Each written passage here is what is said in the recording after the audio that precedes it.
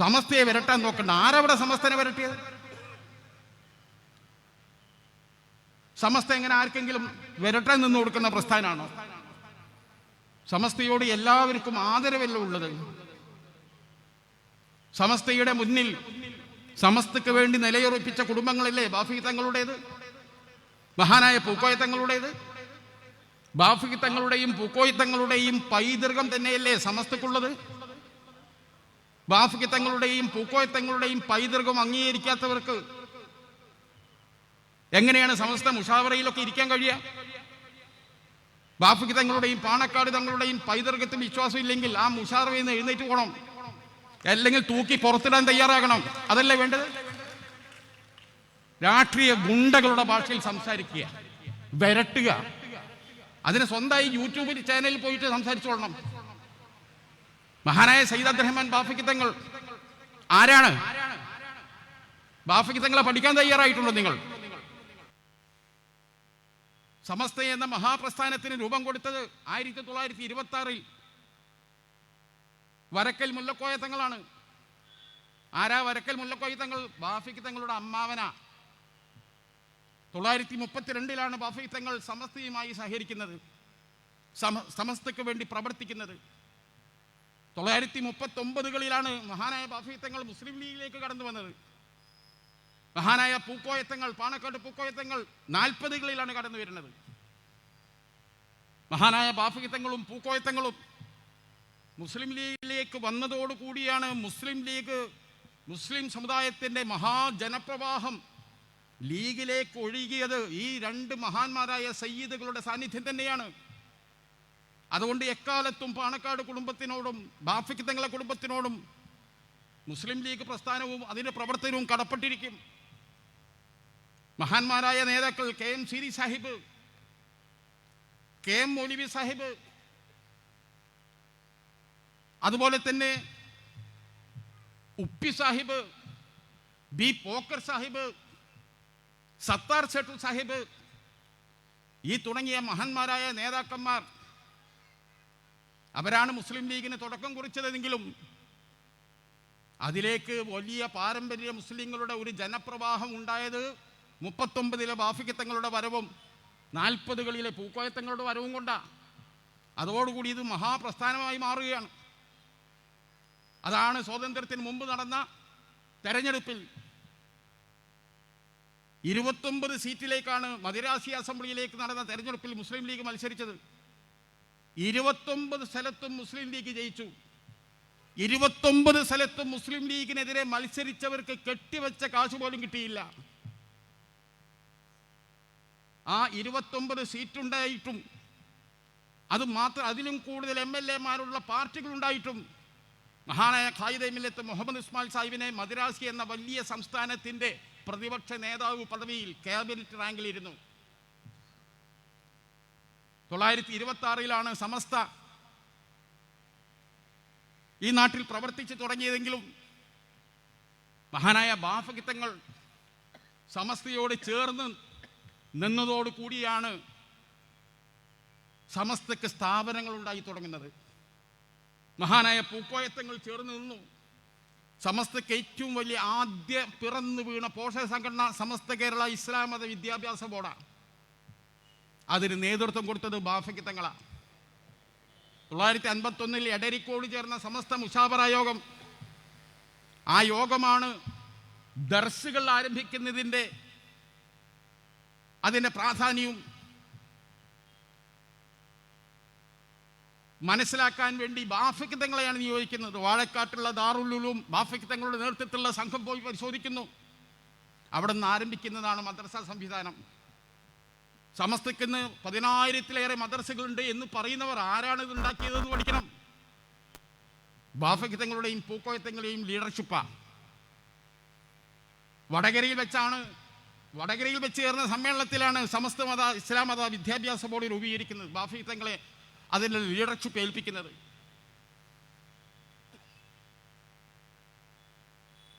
മുഷാവറയിൽ പോലും ഇല്ലാത്ത ബാഫി തങ്ങളാണ് പട്ടിക്കാട് ജാമിയ നൂരിയ അറബിക് കോളേജിൻ്റെ കട്ടില സ്ഥാപിക്കുന്നത്. സമസ്തയെ നയിക്കുന്ന കണ്ണിയത്ത് ഉസ്താദും ശംസുൽ ഉലമയും ഒരു ഭാഗത്തുണ്ടായപ്പോൾ ആര് കട്ടിൽ വെക്കണം എന്ന് ചോദിച്ചപ്പോൾ മുശാവറയിൽ അംഗം പോലുമല്ലാത്ത ബാഫിഖ് തങ്ങളെയാണ് കട്ടിൽ വെക്കാൻ ഏൽപ്പിച്ചത്. സമസ്ത മുശാവറയിൽ ബാഫിഖ് തങ്ങളില്ല, എന്നിട്ടും മുശാവറ സമ്മേളനത്തിന്റെ അധ്യക്ഷത വഹിച്ചിട്ടുണ്ട് മഹാനായ ബാഫിഖ് തങ്ങൾ. ഇതൊക്കെ പൈതൃകം, സമസ്തയുടെ പൈതൃകം പഠിച്ചാൽ അതിൻ്റെ അകത്തുനിന്ന് ബാഫിഖ് തങ്ങളെയും ബുക്കോയ് തങ്ങളെയും കിട്ടും. രണ്ടാമതുണ്ടാക്കിയ പോഷക സംഘടനയാണ് സുന്നി യുവജന സംഘം SYS. ആരാണ് അതിൻ്റെ പ്രസിഡന്റ്? അതിനെ നയിച്ചത് ജീവന്റെ തുടിപ്പുള്ള ഒരു സംഘടനയായി, 10,000-കണക്കിന് മുസ്ലിം യുവാക്കൾ ഒഴുകിയെത്തിയ ഒരു സംഘടനയായി അതിനെ മാറ്റിയെടുത്തത് പാണക്കാട് പൂക്കോയ തങ്ങളുടെ അത്യാധ്വാനമാണ് അല്ലേ? ഈ രണ്ട് പോഷക സംഘടനകളെ ആ കാലത്ത് ഉണ്ടായിട്ടുള്ളൂ. രണ്ടിനും ലീഡർഷിപ്പ് കൊടുത്തത് ഒന്ന് ബാഫിഖ് തങ്ങളും ഒന്ന് പൂക്കോയ തങ്ങളുമാണ്. അവരുണ്ടാക്കിയതാണ് 10,000-കണക്കിന് മദ്രസകൾ. അവരുണ്ടാക്കിയതാണ് ഈ നാട്ടിൽ കാണുന്ന എല്ലാ അറബി കോളേജുകളും. പട്ടിക്കാട് ജാമിയ, പട്ടിക്കാട് കോളേജ്, നന്ദി കോളേജ്, കടമേരി കോളേജ്, ദാറുൻ നജാത്ത്, അതുപോലെ തന്നെ നമ്മുടെ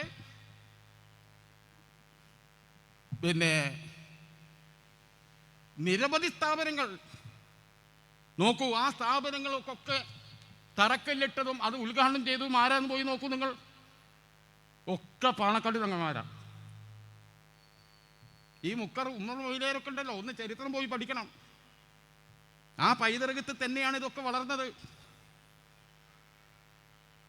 ഈ നാട്ടിൻപുറത്തെ മദ്രസകളും പള്ളികളും അറബി കോളേജുകളൊക്കെ ഉണ്ടാക്കാൻ ഈ മഹാന്മാരായ തങ്ങന്മാർ മുന്നിൽ നിന്ന് സമുദായത്തോട് പൈസ ചോദിച്ചു. അവർ ചോദിച്ചുകൊണ്ടാണ് പൈസ കൊടുത്തത്. നിങ്ങളൊന്ന് പിരിക്കാൻ ഇറങ്ങി, ഒരു മദ്രസ ഉണ്ടാക്കാൻ നിങ്ങളൊന്നിറങ്ങി. അവരുടെ ഒരു പൊട്ടൻഷ്യലാണ്. ആർക്കതിൽ സംശയമുള്ളത്? മരിക്കും വരെ ഒരു കയ്യിൽ സമസ്തയെയും മറുകൈയിൽ മുസ്ലിം ലീഗിനെയും കൂട്ടിപ്പിടിച്ചിട്ടാണ് ഈ മഹാന്മാരായ നേതാക്കൾ പോയത്. അവരുണ്ടാക്കി വെച്ചതാണ് ഇതൊക്കെ. അവർ ജീവിച്ച് കാണിച്ചു തന്ന രീതികളുണ്ട്. അഭിപ്രായ വ്യത്യാസമുള്ള ആളുകൾ മുസ്ലിം സമുദായത്തിലുണ്ട്. പക്ഷേ അവർക്കിടയിൽ യോജിപ്പുള്ളിടത്ത് എങ്ങനെ നിൽക്കണം, വിയോജിപ്പുള്ളിടത്ത് ആരോഗ്യകരമായ സംവാദം എങ്ങനെ നടത്തണം എന്നതിന് കൃത്യമായ ബോധ്യമുണ്ടായിരുന്നു. ഇവരൊന്നും ഇങ്ങനെ പറയുന്നുണ്ടല്ലോ, ആ നയം ഈ നയം, വഹാബി കുഹാബി എന്നൊക്കെ പറഞ്ഞ് നടക്കുന്നത്. ഞങ്ങൾ മാതൃകയാക്കുന്നത് ബാഫിഖ് തങ്ങൾ എങ്ങനെയാണോ ഞങ്ങൾക്ക് കാണിച്ചു തന്നത്, പൂക്കോയ് തങ്ങളും ശിഹാബ് തങ്ങളും ഹൈദരി തങ്ങളും എന്താ നമുക്ക് കാണിച്ചു തന്നത്, അതേ പാതയിലാണ് സാദിഖ് അലി തങ്ങളും പാണക്കാട്ടെ മറ്റു കുട്ടികളൊക്കെ ജീവിച്ചത്. നിങ്ങളാണ്ട് വരട്ടിയിട്ട് ഓലെ സ്റ്റൈലാണ്, ഓലെ പെട്ടെന്ന് എന്താക്കി മാറ്റുക? ഇങ്ങനെയാണോ ചെയ്യേണ്ടത്? പണ്ഡിതന്മാർക്കൊക്കെ ഒരു ഭാഷ വേണ്ടേ, വൃത്തിയുള്ള ഭാഷ. എപ്പോഴും അള്ളാഹുവിനെ ഭയപ്പെട്ട് ജീവിക്കേണ്ടവരല്ലേ. നമ്മളെ നാവിൻ തുമ്പിൽ എന്താണ് വരുന്നത്? മറ്റു മതക്കാരെ അധിക്ഷേപിക്കുക. ശിവന്റെ ലിംഗം, പാർവതിന്റെ ഞാൻ പറയുന്നില്ല. ഇതൊക്കെയാണോ ഭാഷ? ഇവരൊക്കെ ചെയ്ത സേവനങ്ങൾ എന്താണെന്ന് പഠിക്കുക. SKSSF കരുത്തുറ്റൊരു സംഘടനയാണ്.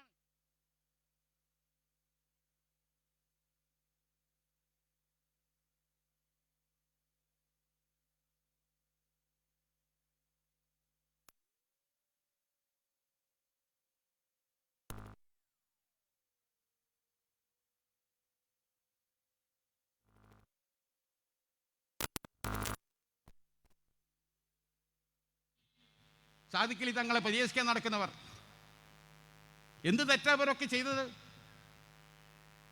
ഇവരൊക്കെ സമസ്തക്ക് നിർലോഭമായ പിന്തുണയല്ലേ തന്നത്?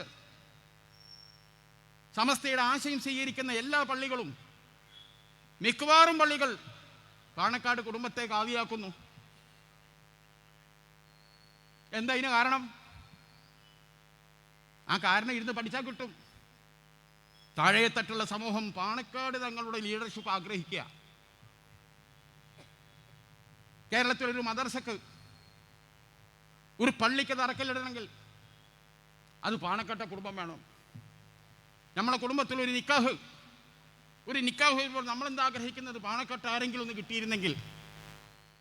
അത് ആ കുടുംബത്തിൻ്റെ ഒരു ഗരിമയാണ്. ആ കുടുംബം ഒരു അധികാര സ്ഥാനങ്ങളിലേക്കും വരില്ല, അവർക്കൊന്നും ആവേണ്ട. അത്രമാത്രം സുബഹി മുതൽ അർദ്ധരാത്രി വരെ ജനങ്ങളെ കണ്ടുകൊണ്ടിരിക്കുകയാണ്. വിശ്രമമില്ലാത്ത യാത്രകളിലാണ് അവർ. എവിടെയെല്ലാം അവരെത്തുന്നു. സമുദായത്തിനകത്ത് മാത്രമല്ല, സഹോദര സമുദായങ്ങൾക്കിടയിലേക്കും. അവർ പോലും അവരുടെ സ്ഥാപനത്തിൻ്റെ ഉദ്ഘാടനത്തിന് പാണക്കാട് തങ്ങന്മാരെ കിട്ടണമെന്ന് ആഗ്രഹിക്കുന്നു. എന്നിട്ടും ഇവർ പറയുകയാണ് സമസ്തയെ വരട്ടണ്ട. സമസ്തയെ വരട്ടണ്ട എന്ന് പറയാൻ ഇയാൾക്ക് എന്താ അധികാരം?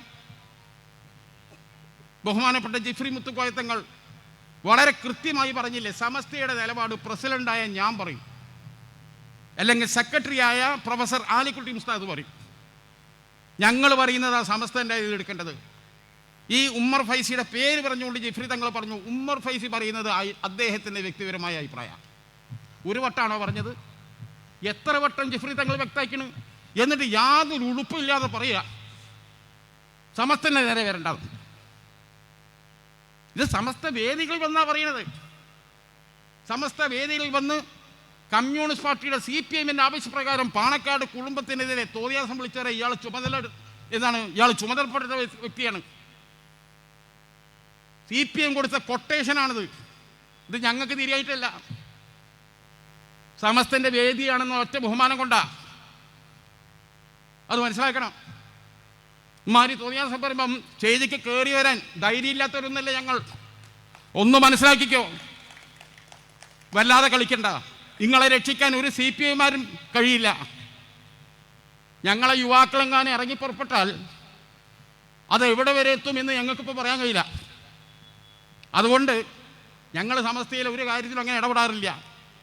ഞാൻ മുസ്ലിം ലീഗിൻ്റെ സംസ്ഥാന ഭാരവാഹിയാണ്. സമസ്ത വിഷയം ഞങ്ങൾ ചർച്ച ചെയ്യാറില്ല. സമസ്തയിലുള്ള ലീഗ് അത് അവരുള്ള എടുത്ത അഭിപ്രായം പറയാം. ഈ സമുദായത്തിലെ എല്ലാ വിഭാഗങ്ങളും മുസ്ലിം ലീഗിലുണ്ട്. എല്ലാ വിഭാഗങ്ങളുമായി എങ്ങനെയാണ് ജീവിച്ചു പോകേണ്ടത് എന്നുള്ളൊരു മാതൃക ബാഫിക്കത്തങ്ങളും പൂക്കോയത്തങ്ങളും ഞങ്ങൾക്ക് കാണിച്ചു തന്നാണ്. മനസ്സിലായോ? ബാഫിക്കത്തങ്ങൾ ആരോടൊപ്പമാണ്? കെ മൗലിയോടൊപ്പം ജീവിച്ചത്. അവർ തമ്മിലുള്ള ബന്ധം എങ്ങനെയായിരുന്നു? ബാഫിക്കത്തങ്ങളുടെ ചരിത്രവും കെ മൗലിയുടെ ചരിത്രവും പഠിക്കുക. ഒരാൾ മുജാഹിദാണ്, സലഫിയാണ്. ബാഫിക്കത്തങ്ങൾ അഹ്ലു സുന്നത്തിൽ ജമാഅയാണ്. എന്നാൽ അവർക്ക് യോജിപ്പിൻ്റെ വഴിയുണ്ടായിരുന്നു. മൊത്തം മുസ്ലിങ്ങളെയും നാടിനെയും ബാധിക്കുന്ന കാര്യത്തിൽ ഒരുമിച്ച് നിൽക്കാൻ ആ രണ്ട് മഹാന്മാരായ മനുഷ്യർക്ക് സാധിച്ചിട്ടുണ്ട്. തുറന്നു വന്ന പൂക്കോയത്തങ്ങൾക്കും NV അബ്ദുസ്സലാം മൗലവിയും തമ്മിലുള്ള ബന്ധം എന്തായിരുന്നു? ആ ഊഷ്മളമായ ബന്ധം. ഹൈദരാബാദ് ആക്ഷൻ്റെ കാലത്ത് സകല മുസ്ലിം ലീഗ് നേതാക്കളെയും കൊണ്ടുപോയി തുറുങ്കിലടച്ചു. അതിൽ പരമസാത്വികന്മാരായ പാണക്കാട് പൂക്കോയത്തങ്ങളെയും NV അബ്ദുസ്സലാം മൗലവിനെയും പുലർച്ചയ്ക്ക് പോലീസ് പിടികൂടി കൊണ്ടുപോയി ജയിലിലടച്ചു. ജയിൽ നാളുകളിൽ എങ്ങനെ നിങ്ങൾ ജയിൽ നാളുകൾ ഇത്ര നാൾ കഴിച്ചു കൂട്ടിയത് എങ്ങനെയെന്ന് ചോദിച്ചപ്പോൾ മഹാനായ പാണക്കാട് പൂക്കോയത്തങ്ങൾ പറഞ്ഞു, ഉത്തരം എന്താ അറിയോ? NV അബ്ദുസ്സലാം മൗലവിയുടെ ഖുർആൻ പാരായണം ഉണ്ടാവും ജയിലിൽ. അത് കേട്ടിരിക്കും സമയം നാളുകളും പോയത് ഞാൻ അറിഞ്ഞില്ല. പാണക്കാട്ടേക്ക് NV അബ്ദുസ്സലാം മൗലവി വന്നാൽ അദ്ദേഹത്തെ ഇമാമായി നിർത്തും പൂക്കോയത്തങ്ങൾ. പൂക്കോയത്തങ്ങൾക്കും NV അബ്ദുസ്സലാം മൗലവിക്കും മതപരമായ പല ഫിഖ്ഹ് വിഷയങ്ങളിൽ രണ്ടഭിപ്രായമുണ്ട്. പക്ഷെ യോജിക്കുന്ന മേഖലയുമുണ്ട്. മഹാനായ ശിഹാബ് തങ്ങളും അങ്ങനെയായിരുന്നു അല്ലേ? ഇന്നും തിരൂരങ്ങാടി യത്തീംഖാനൻ്റെ ഉള്ളിൽ മുജാഹിദിൻ്റെ ഒരു പള്ളിയുണ്ട്. ആ പള്ളിക്ക് തറക്കല്ലിട്ടത് ആരാണെന്ന് ആ ശിലാഫലകം പോയി വായിച്ചാൽ അറിയാം. സയ്യിദ് അബ്ദുറഹ്മാൻ ബാഫി തങ്ങളാണ്. ഇന്നത്തെ കാലത്തോ സാദിഖലി തങ്ങളെങ്ങാനും പോയി ഒരു മുജാഹിദ് പള്ളിക്ക് തറക്കല്ലിട്ടാൽ ഇസ്ലാമെന്ന് ഇവർ പുറത്താക്കും അല്ലേ? ബാഫി തങ്ങളാണ് ചെയ്തത്. പൂക്കോയത്തങ്ങളുടെ പേരിലും പല ചരിത്രങ്ങളുണ്ട്. മഹാനായ സയ്യിദ് മുഹമ്മദ് അലി ശിഹാബ് തങ്ങൾ, ഇന്നത്തെ KNM president TP Abdulla Koya മദിയുടെ നേതൃത്വത്തിലുള്ള KNMകാരുടെ ഒരു കൂട്ടായ സംരംഭമാണ് കോഴിക്കോട് ജില്ലയിലെ ഫറൂഖിലുള്ള ഫാറൂഖ് ഹോസ്പിറ്റൽ. അത് തറക്കല്ലിട്ടതും അത് ഉദ്ഘാടനം ചെയ്തതും പാണക്കാട് സയ്യിദ് മുഹമ്മദ് അലി ശിഹാബ് തങ്ങളാണ്. അതിൻ്റെ ഡയറക്ടർമാർ മുഴുവൻ മുജാഹിദുകളാണ്. നിങ്ങൾ ശിഹാബ് തങ്ങൾ എന്ത് ചെയ്തു? മഹാനായ ഹൈദരലി ശിഹാബ് തങ്ങൾ മുട്ടാണിശ്ശേരി കോയക്കുട്ടി മൗലവി മുജാഹിദ് പണ്ഡിതനാണ്. അദ്ദേഹത്തിൻ്റെ പുസ്തകം പ്രകാശനം ചെയ്തത് സയ്യിദ് ഹൈദരലി ശിഹാബ് തങ്ങളാണ്. നിങ്ങൾക്കറിയത്? അപ്പോൾ ഹൈദരലി തങ്ങൾ വരെ വളരെ ഉഷാറായിരുന്നു. സാദിഖലി തങ്ങളോട് കൂടിയാണ്. നിങ്ങൾ വിമർശിക്കാൻ നിങ്ങൾ തയ്യാറാകോ? അതൊക്കെയാണ് സൗഹൃദം. ഈ സമുദായം അത് ആഗ്രഹിക്കുന്നുണ്ട്. അഭിപ്രായ വ്യത്യാസമുള്ളത് അവിടെ നിൽക്കട്ടെ. അഭിപ്രായം ഐക്യമുള്ളിടത്ത് ഒരുമിച്ചിരിക്കുക. ഇന്നത്തെ കലുഷിതമായ സാഹചര്യത്തിൽ ഒന്ന് പൊട്ടിക്കരിയാനെങ്കിലും നമുക്കൊരു വേദി വേണ്ടേ? ജമാഅത്തെ ഇസ്ലാമി എന്ന ഒരു വടിയെടുത്തിട്ടാണ് അടിക്കുന്നത്. ഒരു പോത്തിനവിടെ കൊണ്ടുപോയി കെട്ടിയിടുക. എന്നിട്ട് അടിക്കണതോ പോത്തിനെയാണെന്ന് പറയുക, അടിക്കൊള്ളുന്നത് ചാത്തനും. മനസ്സിലാക്കണം, ജമാഅത്തെ ഇസ്ലാമി ഇത് പോത്ത. അടിക്കൊള്ളുന്ന മുഴുവൻ മുസ്ലിം കമ്മ്യൂണിറ്റിക്കാണ്. ഈ വെള്ളാപ്പള്ളി ഈ പറഞ്ഞ ഇവന്മാർ ആരെങ്കിലും എന്തെങ്കിലും ഉണ്ടിയോ? എന്തൊക്കെ പച്ചക്ക് ഈ മുസ്ലിം സമുദായത്തെക്കുറിച്ച് പറയുന്നു, മലപ്പുറം ജില്ലയെക്കുറിച്ച് പറയുന്നു, ഇല്ലേ? സഫക്കേറ്റിംഗ് മൂഡ്, വീർപ്പ് മുട്ടുന്ന അവസ്ഥയാണ് മുസ്ലിങ്ങളല്ലാത്തവർക്ക്, മലപ്പുറം ജില്ലയിലെ ഈഴവർക്ക്. ഏതോ ഒരു രാഷ്ട്രത്തിലെ പോലെ തോന്നുന്നു. റമദാൻ കാലത്ത് ഒരു തുള്ളി വെള്ളം, കുടിവെള്ളം പോലും ഇവിടെ കിട്ടില്ല. ഇതിനൊക്കെ ഇവർക്ക് വല്ല മറുപടി ഉണ്ടോ? മുണ്ടുണ്ടോ? പിന്നെന്താ പറഞ്ഞത്? മുസ്ലിങ്ങളുടെ നേർച്ചകൾ പോലുള്ള ഉത്സവങ്ങളിൽ ഒരു ചെറിയ കട നടത്താനുള്ള അവകാശം പോലും മുസ്ലിങ്ങളല്ലാത്തവർക്ക് കിട്ടുന്നില്ല. വെള്ളപ്പള്ളി ചോദിക്കാൻ, ഈ നേർച്ച ഉത്സവമൊക്കെ നടത്തുന്നതൊക്കെ നിങ്ങൾ തന്നെയല്ലേ? ഒരു മറുപടി നിങ്ങൾ പറഞ്ഞോ? ഈ സമ്മേളനം നടത്തുന്നിടത്ത് നേർച്ച, അപ്പം തിരൂരായി സംസാരിക്കണത്. ഈ തിരൂര് നേർച്ച അവിടെ നടക്കില്ലേ? മുസ്ലിങ്ങളിനകത്ത് എത്ര കച്ചവടക്കാർ ഈ ജിലേബിയും ലഡുക്കെ ആയിട്ട് അവിടെ വരുന്നുണ്ട്, ഇല്ലേ? കൊടുത്തോ നിങ്ങൾ മറുപടി? വെള്ളപ്പള്ളി പാണക്കാട്ടേക്ക് എന്താണ്, പാണക്കാട് തങ്ങന്മാരെ പുലഭ്യം പറയാൻ നടക്കുന്നല്ലാതെ ഈ വെള്ളാപ്പള്ളി എന്ന ഈ കൊടും വർഗീയവാദിക്ക് ഈ ഉമ്മർ മൊയിലേരെ തൊള്ളേന്ന് എന്ത് വന്നോ? വായിന്ന് മിണ്ടുന്നുണ്ടോ? പിന്നെന്തൊക്കെ പറഞ്ഞു കൂട്ടിയാള്? ഇതൊന്നും ഇവർക്ക് മുണ്ടാട്ടില്ല. മുസ്ലിം കമ്മ്യൂണിറ്റിയെ ഇങ്ങനെ പറയിപ്പിക്കുക, സ്കൂൾ വന്നില്ല. മലപ്പുറം ജില്ലയിലും വയനാട് ജില്ലയിലും കാസർഗോഡ് ജില്ലയിലും ഒരു സ്ഥാപനം പോലും, ഒരു ചെറിയ, ഇങ്ങനെ പറഞ്ഞ ചെറിയൊരു കൊച്ചു സ്കൂൾ പോലും തന്നില്ല. ഞാൻ മുഴുവൻ കണക്കുകൾ നിരത്തി ചാനലിൽ പോയി പറഞ്ഞു കൊടുത്തു. എണ്ണം മാധ്യമ പ്രവർത്തകരോട് ഞാൻ പറഞ്ഞു, വെള്ളാപ്പള്ളി ഇത് പറയുമ്പോൾ കേട്ടുപോരലല്ല, തിരിച്ചങ്ങോട്ട് ചോദിക്കണ്ടേ? നിങ്ങളൊക്കെ മാധ്യമ പ്രവർത്തകരായത് ജേർണലിസം പഠിച്ചിട്ടില്ലേ? എന്താ ജേർണലിസം കോഴ്സ്? അതിൽ കേരളത്തിൻ്റെ രാഷ്ട്രീയ ചരിത്രമൊക്കെ ഉണ്ട്. തിരിച്ച് ചോദിക്കേണ്ട എത്ര സ്ഥാപനങ്ങളുണ്ട് ഇവിടെ? എണ്ണി നമുക്ക് പറഞ്ഞൂടെ? പെരിന്തൽമണ്ണ തന്നെ കിടക്കുക, മുസ്ലിം ലീഗ് ഭരിക്കുന്ന കാലത്ത് കൊടുത്തതാ. ശതാബ്ദി കോളേജ് SNDPക്ക് ആരെങ്കിലും പറഞ്ഞോ? 10 കൊല്ലമായല്ലോ പിണറായി അല്ലേ ഭരിക്കണം, എന്തെങ്കിലും കിട്ടിയോ നമുക്ക്?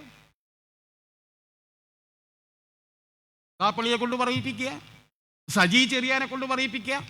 സജി ചെറിയാൻ പറഞ്ഞ മലപ്പുറത്തും കാസർഗോഡും ജയിച്ച ആൾക്കാരുടെ പേര് നോക്കിയാൽ മതി.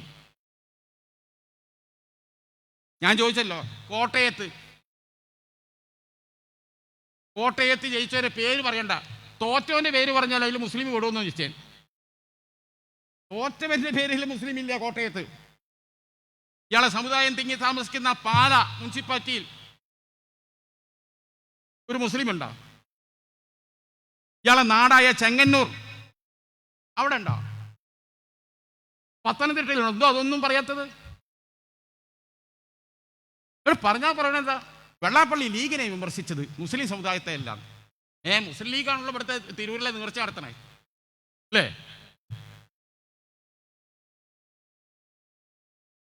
ഒരു തുള്ളി വെള്ളം കിട്ടില്ല അത്രേ റമദാനിൽ. അതിന് കാരണം ആരെ? ലീഗാ? എന്തൊരു വർത്താനം അത്!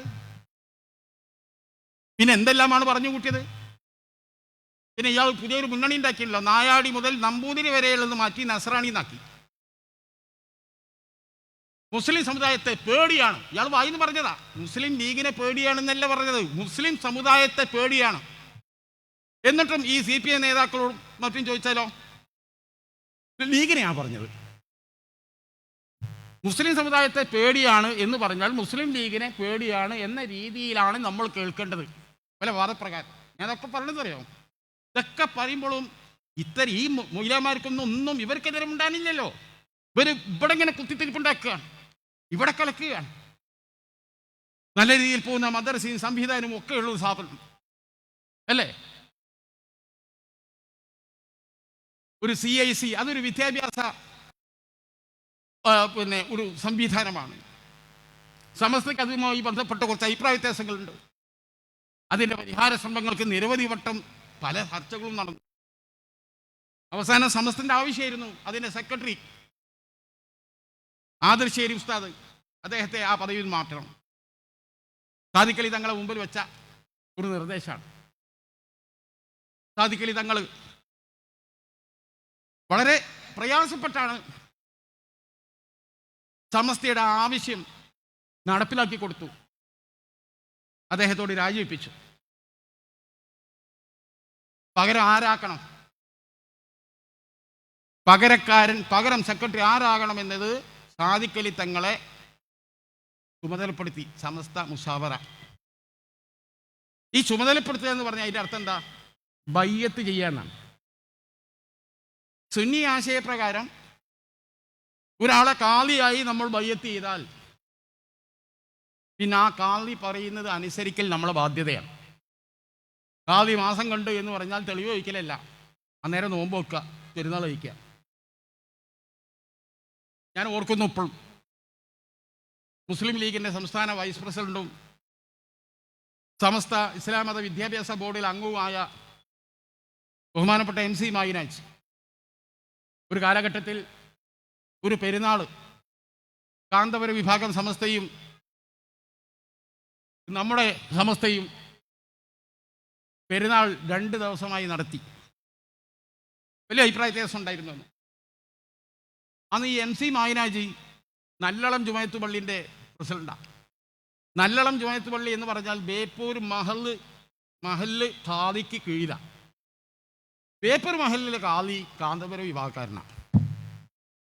അപ്പോൾ സ്വാഭാവികമായിട്ടും മായിനാജി സമസ്തൻ്റെ ഇസ്ലാം മത വിദ്യാഭ്യാസ ബോർഡിലുണ്ട്, ലീഗുമാണ്. പാണക്കാട് തങ്ങൾ പറഞ്ഞ ദിവസം പെരുന്നാൾ കഴിക്കാൻ മൂപ്പർക്ക് കഴിയില്ല. മൂപ്പര് ബയ്യത്ത് ചെയ്ത കാളി ബേപ്പൂർ കാളിയാണ്. ആ കാളി കാന്തപുരക്കാരനാണ്. മൂപ്പര് കുടുങ്ങി. മൂപ്പർക്കാകട്ടെ മൂപ്പര പ്രസ്ഥാനവും സമസ്തയും പാണക്കാട് തങ്ങന്മാരും ഈ എല്ലാ ഉസ്താദുമാരും പെരുന്നാൾ ആഘോഷിക്കണമെന്ന്, തനിക്ക് പെരുന്നാൾ ആഘോഷിക്കാൻ കഴിയില്ല എന്നത് മായനാജിക്ക് ഭയങ്കര പ്രയാസം. അദ്ദേഹം നേരെ പാണക്കാട് സയ്യിദ് മുഹമ്മദ് അലി ശിഹാബ് തങ്ങളെടുത്ത് പോയി. തങ്ങളെ എനിക്ക് ഇതൊന്ന് ഒഴിവാക്കണം, തങ്ങൾ പറഞ്ഞ ദിവസം പെരുന്നാൾ കഴിക്കണം, എനിക്കൊരു ആഗ്രഹമുണ്ട്, പറ്റുമോ ചോദിച്ചു. ശിഹാബ് തങ്ങൾ പറഞ്ഞു, മായനാജി നിങ്ങളെ കാലി ആരാന്ന് ചോദിച്ചു. കാലി. ആ കാലി പറഞ്ഞ അനുസരിക്കൽ നിർബന്ധമാണ്. ഇസ്ലാമിൽ അതല്ല, ദീനിൽ നിന്ന് പുറത്തു പോകുന്നത്. കാലിയെ ധിക്കരിച്ചാൽ നിങ്ങൾ എന്താവും, മുർത്തതായി പോകുന്നത്. എന്നിട്ടും മായനാജി വിട്ടില്ല. എന്തെങ്കിലും മസകളുണ്ടോ നോക്കാൻ വേണ്ടി മടങ്ങി വരുന്ന വഴി കൊണ്ടോട്ടി സൈനുദ്ദീൻ മുസ്ലിയാരെടുത്ത്, ചെറുശ്ശേരി സൈനുദ്ദീൻ മുസ്ലിയാരെടുത്ത് പോയി. മൂപ്പരോട് ചോദിച്ചു, എന്തെങ്കിലും അതിന് ഒഴിവാൻ വല്ല മാർഗമുണ്ടോ? ചെറുശ്ശേരി ഉസ്താദും പറഞ്ഞു, കാളി പറഞ്ഞത് കേൾക്കൽ അനുസരിക്കൽ നിർബന്ധ. അന്ന് തെറ്റായ ദിവസമാണെങ്കിൽ അത് കാളി അള്ളിയും തമ്മിലായിക്കോളും. അപ്പോൾ ഇസ്ലാമിൽ ഒരാളെ നമ്മൾ ബയ്യത്ത് ചെയ്താൽ ആ ബയ്യത്ത് ചെയ്ത വ്യക്തി എടുക്കുന്ന തീരുമാനം എന്തായാലും അംഗീകരിക്കൽ നമുക്ക് നിർബന്ധമാണ്. ഇസ്ലാമിക വിശ്വാസം അങ്ങനെയാണ്, സുന്നി ആശയം പ്രത്യേകിച്ചും അങ്ങനെയാണ്. അത് പ്രകാരം CICയുടെ സെക്രട്ടറിയെ മാറ്റാൻ പറഞ്ഞു, മാറ്റി.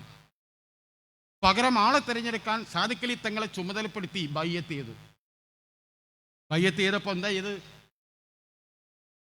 നേരെ അബ്ബാസ് അലി തങ്ങളെയും കൂട്ടി മഹാനായ ആലിക്കുട്ടി, പ്രൊഫസർ ആലിക്കുട്ടി മുസ്ലിയാർ എന്ന സമസ്തയുടെ ജനറൽ സെക്രട്ടറിയുടെ അടുത്ത് പോയി.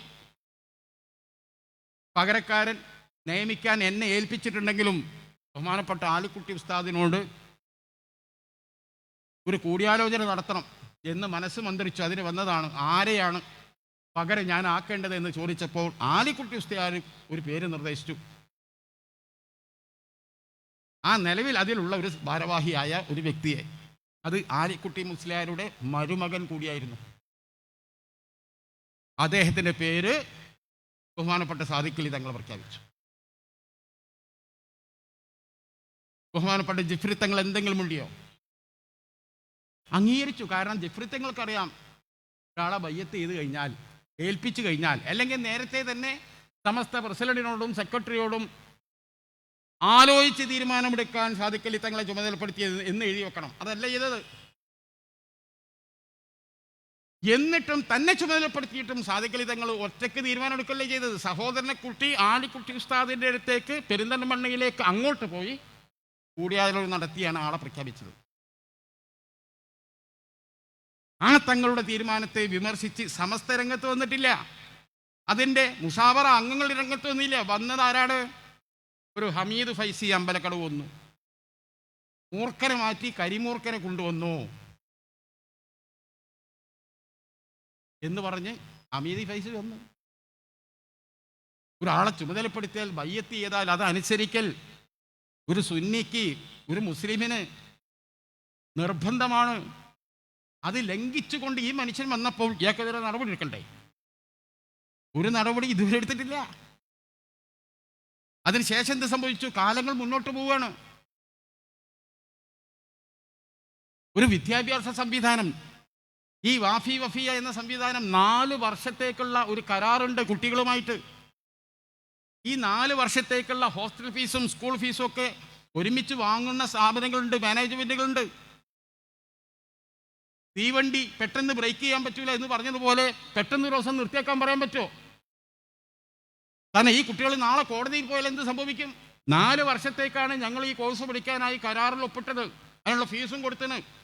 എന്നാൽ വഴിയിൽ വെച്ച് ഈ സ്ഥാപനം ഇതാ നിർത്തിയിരിക്കുന്നു എന്ന് പറഞ്ഞ് കോടതിയിൽ പോയാൽ എന്താ സംഭവിക്കുക? ഇതിൻ്റെ സങ്കീർണതകളെ മനസ്സിലാക്കിയിട്ടാണ് സാദിഖ് അലി തങ്ങൾ ഇതിനെ സമന്വയിപ്പിച്ച് കൊണ്ടുപോകാൻ പറ്റുന്നു. പരമാവധി സമസ്തയുടെ ആവശ്യം അംഗീകരിച്ച് അദ്ദേഹത്തെ മാറ്റി, ശേഷം പകരം ആളെ വെച്ചു. അതിനുശേഷം സമസ്ത തന്നെ ഒരു തീരുമാനമെടുത്തു, CAC-യുമായി ഇനി ഒരു ബന്ധവുമില്ല, വേറെ വിദ്യാഭ്യാസ സംവിധാനം തുറക്കാൻ തീരുമാനിച്ചു. ഒരു സംഘടനത്തിനോ ഒരു പ്രശ്നത്തിനും ഒന്നും പോവാതെ CAC അത് എന്തെങ്കിലും ആയിക്കോട്ടെ, ഇനി സമസ്ത ഇതിനെ പ്രോത്സാഹിപ്പിക്കുന്നില്ല, സമസ്തയുടെ കീഴിലുള്ള സ്ഥാപനത്തിലൊന്നും ഇനി CAC വേണ്ട എന്നിട്ട് പറഞ്ഞ് വേറൊരു സംവിധാനം ഉണ്ടാക്കി. സ്വാഭാവികമായും അതിന് കാലാവധി കഴിഞ്ഞാൽ ഒരു ജനറൽ സെക്രട്ടറി എന്ന് പറഞ്ഞ് താൽക്കാലികമായിട്ട് ഒരാൾക്ക് ചുമതല കൊടുത്തു. സ്വാഭാവികമായിട്ടും അതിനൊരു ജനറൽ സെക്രട്ടറി വേണം. അതിൻ്റെ സിൻഡിക്കേറ്റ് യോഗം കൂടി ഈ ഹക്കീം ഫൈസിനെ തന്നെ വീണ്ടും തിരഞ്ഞെടുത്തു. അതെങ്ങനെ തിരഞ്ഞെടുത്താളാണെന്നാ ചോദ്യം. സമസ്തയുമായി അതിനൊരു ബന്ധമില്ലല്ലോ, അതുമായുള്ള എല്ലാ ബന്ധവും സമസ്ത ഒഴിവാക്കിയല്ലോ. പിന്നെ അതിൻ്റെ സെക്രട്ടറി ആരായാലും എന്താ, അതിൽ പോയി ഇടപെടേണ്ട ആവശ്യമുള്ള സമസ്തൻ്റെ കീഴിൽ പുതിയ വിദ്യാഭ്യാസ സംവിധാനം കൊണ്ടുവന്നു, അതുമായി മുന്നോട്ട് പോവുക. മറ്റേതുമായുള്ള ബന്ധം നേരത്തെ മാറ്റാൻ പറഞ്ഞത് എന്തുകൊണ്ട് ഹക്കീം ഫൈസിനെ? സമസ്തയുടെ കീഴിലാണ് ഈ വാഫി വഫിയ വിദ്യാഭ്യാസ സംവിധാനം. അതാണ് സമസ്തയുമായി ഇടഞ്ഞു നിൽക്കുന്ന ആ വ്യക്തിയെ സമസ്തയ്ക്ക് കീഴിലുള്ള ഒരു സ്ഥാപനത്തിൻ്റെ ജനറൽ സെക്രട്ടറി നിൽക്കാൻ പാടില്ല. സമസ്ത പറഞ്ഞതിന് ന്യായമുണ്ട്, അതുകൊണ്ട് അദ്ദേഹത്തെ ഒഴിവാക്കി. പിന്നീട് സമസ്ത വിദ്യാഭ്യാസ സംവിധാനത്തിനെ തള്ളിപ്പറഞ്ഞ് വേറെ ഒരു പുതിയ സംവിധാനം ഉണ്ടാക്കി. അപ്പോൾ തള്ളിപ്പറഞ്ഞാലും അവർക്ക് കുട്ടികളുമായുള്ള ഒരു ദീർഘകാല കരാറാണ്, വഴിയിൽ വെച്ച് അവർക്ക് അവസാനിപ്പിക്കാൻ പറ്റില്ല. അവർക്ക് പറ്റിയ ഒരാളെ സെക്രട്ടറിയാക്കിയത് ആര് എന്നത് വിഷയമല്ല. എന്നിട്ട് അതും ഇങ്ങനെ ചോദ്യം ചോദിക്കുക, എന്താണ് നിങ്ങൾ ഉണ്ടാക്കിയ സമസ്ത ഉണ്ടാക്കിയ പുതിയ വിദ്യാഭ്യാസ സംവിധാനം എന്താണോ അതുമായി മുന്നോട്ട് പോവുക, അത് വിജയിപ്പിക്കുക, അതിലേക്ക് പരമാവധി ആളുകൾ കൊണ്ടുവരിക. മറ്റുള്ള സംവിധാനങ്ങൾ, അതായത് എത്ര വിദ്യാഭ്യാസ സംവിധാനങ്ങൾ നമ്മുടെ നാട്ടിൽ പ്രവർത്തിക്കുന്നുണ്ട് അല്ലേ? ഒരുപാട് സംവിധാനങ്ങൾ പ്രവർത്തിക്കുന്നുണ്ട്. ഞാൻ പറഞ്ഞുകൊണ്ട് തന്നെ ഇതിനൊക്കെ പോയി സാദിഖ് അലി തങ്ങളെ ഈ ആളുകൾക്ക് സമുദായത്തിൽ തെറ്റിദ്ധാരണ ഉണ്ടാക്കേണ്ടത്. തങ്ങൾ അങ്ങനെ ചെയ്തു, തങ്ങൾക്ക് എന്ത് ചെയ്യാൻ പറ്റും നിങ്ങൾ പറയും. വിദ്യാർത്ഥികളുമായി 4 വർഷക്കാലത്തെ കരാർ ഒപ്പിട്ട ഒരു സംവിധാനത്തെ പെട്ടെന്ന് എന്ത് ചെയ്യാൻ പറ്റും? നിർത്തിവെക്കുകയുള്ളൂ എന്ന് പറയാൻ പറ്റുമോ? എത്ര ഒന്നും രണ്ടും വിദ്യാർത്ഥികളാണ്, 10,000-കണക്കിന് വിദ്യാർത്ഥികളാണ്. അതിലൊക്കെ ചെയ്യാവുന്ന സംയമനം, പരമാവധി വിഷയം തീർക്കാൻ എത്ര സമയങ്ങളാണ് ഇവരൊക്കെ ചെലവഴിച്ചത്.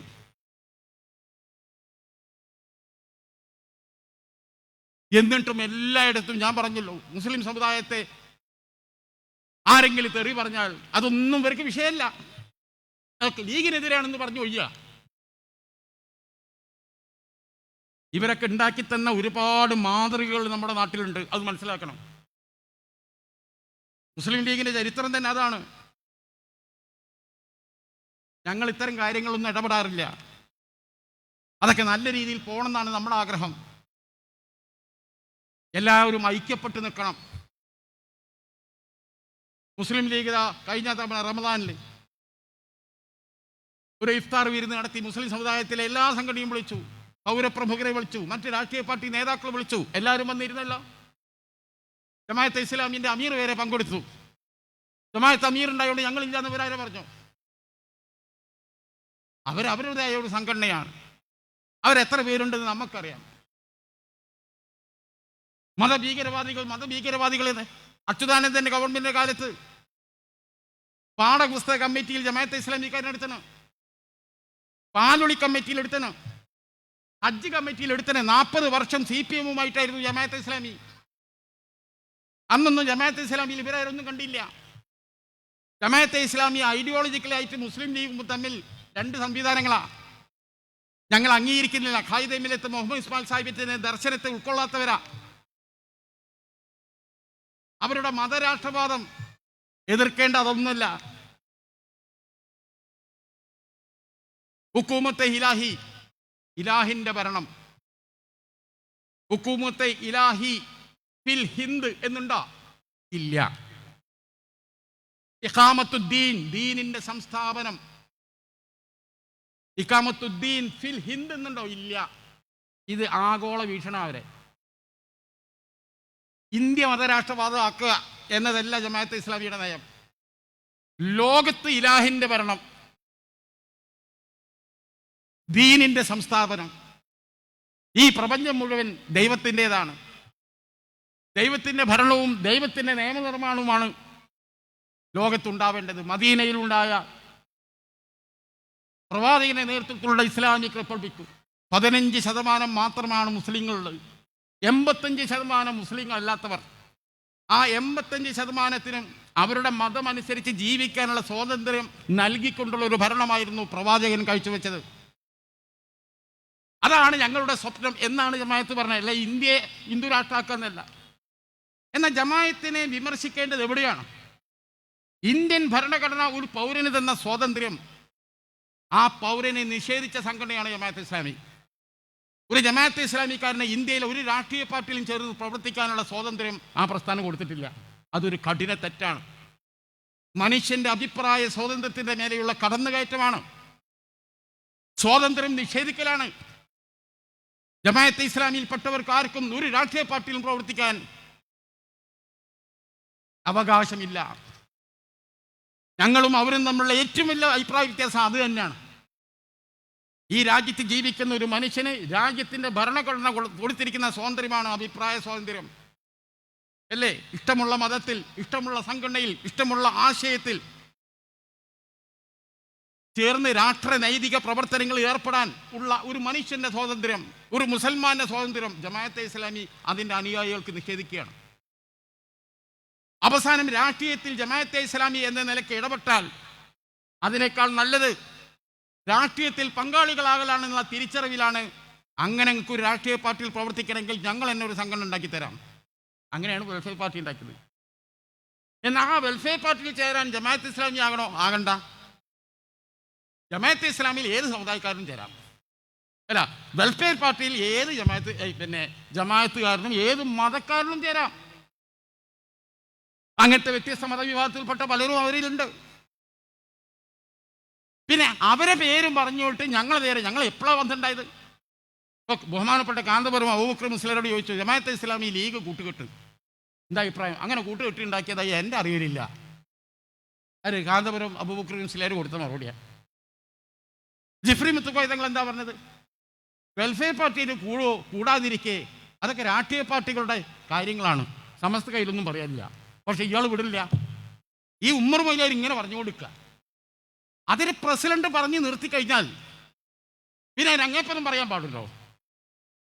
CPM ഇത് പറയുന്നതിന് ഉദ്ദേശം വേറെയാണ്. ഇപ്പൊ SNDP ഉണ്ടാക്കിയ രാഷ്ട്രീയ പാർട്ടിന്റെ പേരാണ് BDJS അല്ലേ? ഈ BDJSനെ കുറിച്ച് അത് BJPന്റെ മുന്നണിയിലാ. അത് മാതിരിയാണോ BJPന്റെ മുന്നണി? അപ്പൊ ഈ ഒരു ജമായത്തിന്റെ വലിയൊരു എന്തുണ്ടാക്കുക? ജമായത്ത് ഇതുകൊണ്ട് ആർക്കാണ്? ജമായത്ത് എന്താണെന്ന് ആളുകൾ പഠിക്കാൻ തുടങ്ങി. ജമായത്തിനാണ് ചുളിവിൽ ഇതിന്റെ എല്ലാവിധ എന്തും കിട്ടുന്നത്. ദിവസം നേരം വെളുത്താൽ ആയിരക്കണക്കിന് ജമായത്ത് ഇസ്ലാമി എന്ന് പറഞ്ഞ ആൾക്കാരെ വിചാരം എന്താ? ഒരു വലിയ ഭീകരവാദികളാണ്. എന്നെയൊക്കെ തെക്കൻ കേരളത്തിലും മധ്യ കേരളത്തിലും പലരും വിളിച്ച് ചോദിക്കുക, ക്രിസ്ത്യൻ ഹിന്ദു സുഹൃത്തുക്കളും, ഇവർ കരാട്ട പഠിച്ചവരാണോ?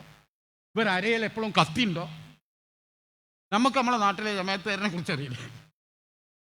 എൻ്റെ നാട്ടിൽ ആകെ എണ്ണിയാൽ തന്നെ 3-4 ഉള്ളത്, ആകെ ഉള്ളത്. പക്ഷെ ആ 4 ആൾക്കാർക്കും ഈ ഉറുമ്പുകൾ പോണ വരിക, ഓൾക്ക് തമ്മിലുള്ള സാഹോദര്യം വലുതായിരിക്കും. എവിടെയെങ്കിലും ഒച്ചും ബഹളം കെട്ട അവിടെ ഓല് നിൽക്കൂല. ഇന്ത്യയിൽ എവിടെയെങ്കിലും ഒരു ക്രിമിനൽ കേസിൽ ഇവരെ പിടിച്ചണോ? ഇല്ല. ഏതെങ്കിലും ഒരു കലാപത്തിൽ പ്രതിപട്ടികയിൽ ഇവർ വന്നണോ? എവിടെയും വരാത്തൊരു സംഘടന. ആ സംഘടന ഇങ്ങനെ പറയണത് എന്താണ്? അതിന് തലക്കൽ ഇസ്ലാമി എന്നുണ്ടായതുകൊണ്ട് മനസ്സിലാക്കണം. അതിന് ഏതൊക്കെ ജമാഅത്ത് എന്ന് ആർക്കും തിരിയില്ല. ബാലം പറഞ്ഞത് വേറെ കോലത്തിൽ കേൾക്കാണ്. UDF വന്നാൽ ജമാഅത്തെ ഇസ്ലാമി ആയിരിക്കും ആഭ്യന്തരമന്ത്രി.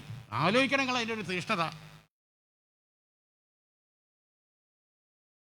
അപ്പൊ എന്തിന് ഈ ഭീതി ഉണ്ടാക്കാണ്? ഈ ഇസ്ലാം ഭീതി ഉണ്ടാക്കുകയാണ്. ഈ ഭീതി ഉണ്ടാക്കുന്ന ആളുകളുടെ ചട്ടകമായി നിൽക്കുകയാണ്. ഇപ്പൊ എന്താ മുസ്ലിം ലീഗിന്റെ വിജയം? ഏറ്റവും വലിയ സ്ട്രൈക്കിംഗ് റേറ്റ് ഉള്ള പാർട്ടി കേരളത്തിൽ മുസ്ലിം ലീഗാണ്. മത്സരിച്ച സീറ്റുകൾ അതിലെത്രണ്ണം വിജയിച്ചു? അതിന് ആനുപാതികം നോക്കിയാൽ കേരളത്തിൽ ഏറ്റവും കൂടുതൽ സ്ട്രൈക്കിംഗ് റേറ്റ് ഉള്ള പ്രസ്ഥാനം മുസ്ലിം ലീഗാവുന്നു. മുസ്ലിം ലീഗിനെ ഇങ്ങനെ സ്ട്രൈക്കിംഗ് റേറ്റ് ഉള്ള ഒരു പ്രസ്ഥാനമാക്കി മാറ്റിയെടുത്തത് ആരാ? അതിന് നേതൃത്വം കൊടുത്തത് ആരാ? അത് പാണക്കാട് കുടുംബമാണ്. അത് മനസ്സിലാക്കണം. ഇനിയും വളരും. മറ്റു ഇതര സമുദായങ്ങളിൽ നിന്നും ആളുകൾ ഒഴുകുകയാണ് നമ്മുടെ പാർട്ടിയിലേക്ക്. ഇന്ന് ഞാൻ ഇങ്ങോട്ടേക്ക് വരുമ്പോൾ പത്തനംതിട്ട ജില്ലയിൽ നിന്ന് അതിപ്രഗത്ഭരായ നായർ സമൂഹത്തിൽപ്പെട്ട ഒരു രാഷ്ട്രീയ പാർട്ടിയുടെ വലിയ സ്ഥാനങ്ങളിലിരിക്കുന്ന ഒരു കൂട്ടം ആളുകൾ എന്നെ വിളിച്ചിരിക്കുക. ഞങ്ങൾക്ക് താല്പര്യമുണ്ട് നിങ്ങളുടെ പാർട്ടിയിലേക്ക് വരാൻ. കാപട്യമില്ലാത്ത മതേതരത്വമാണ് നിങ്ങൾക്കുള്ളത്. മുസ്ലിം സമുദായത്തിൻ്റെ പേര് അവിടെ വെച്ചുകൊണ്ട് തന്നെ എങ്ങനെ മതേതരമായ ആളുകളെ ഉൾക്കൊള്ളാം, പ്രവർത്തിക്കാം എന്ന് കാണിച്ചു തന്ന പ്രസ്ഥാനമാണ് നിങ്ങൾ മുസ്ലിം ലീഗ്. ഞങ്ങൾക്ക് താല്പര്യമുണ്ട്. ഞാൻ നാളെ നിങ്ങളാണ്ട് വിളിക്കാം, എല്ലാം അങ്ങോട്ട് വരാറ്. തെക്കൻ മേഖലയിൽ ആകെ ഇളക്കുക. എന്തായാലും കാരണം ഞങ്ങളെ രീതികളാണിത്.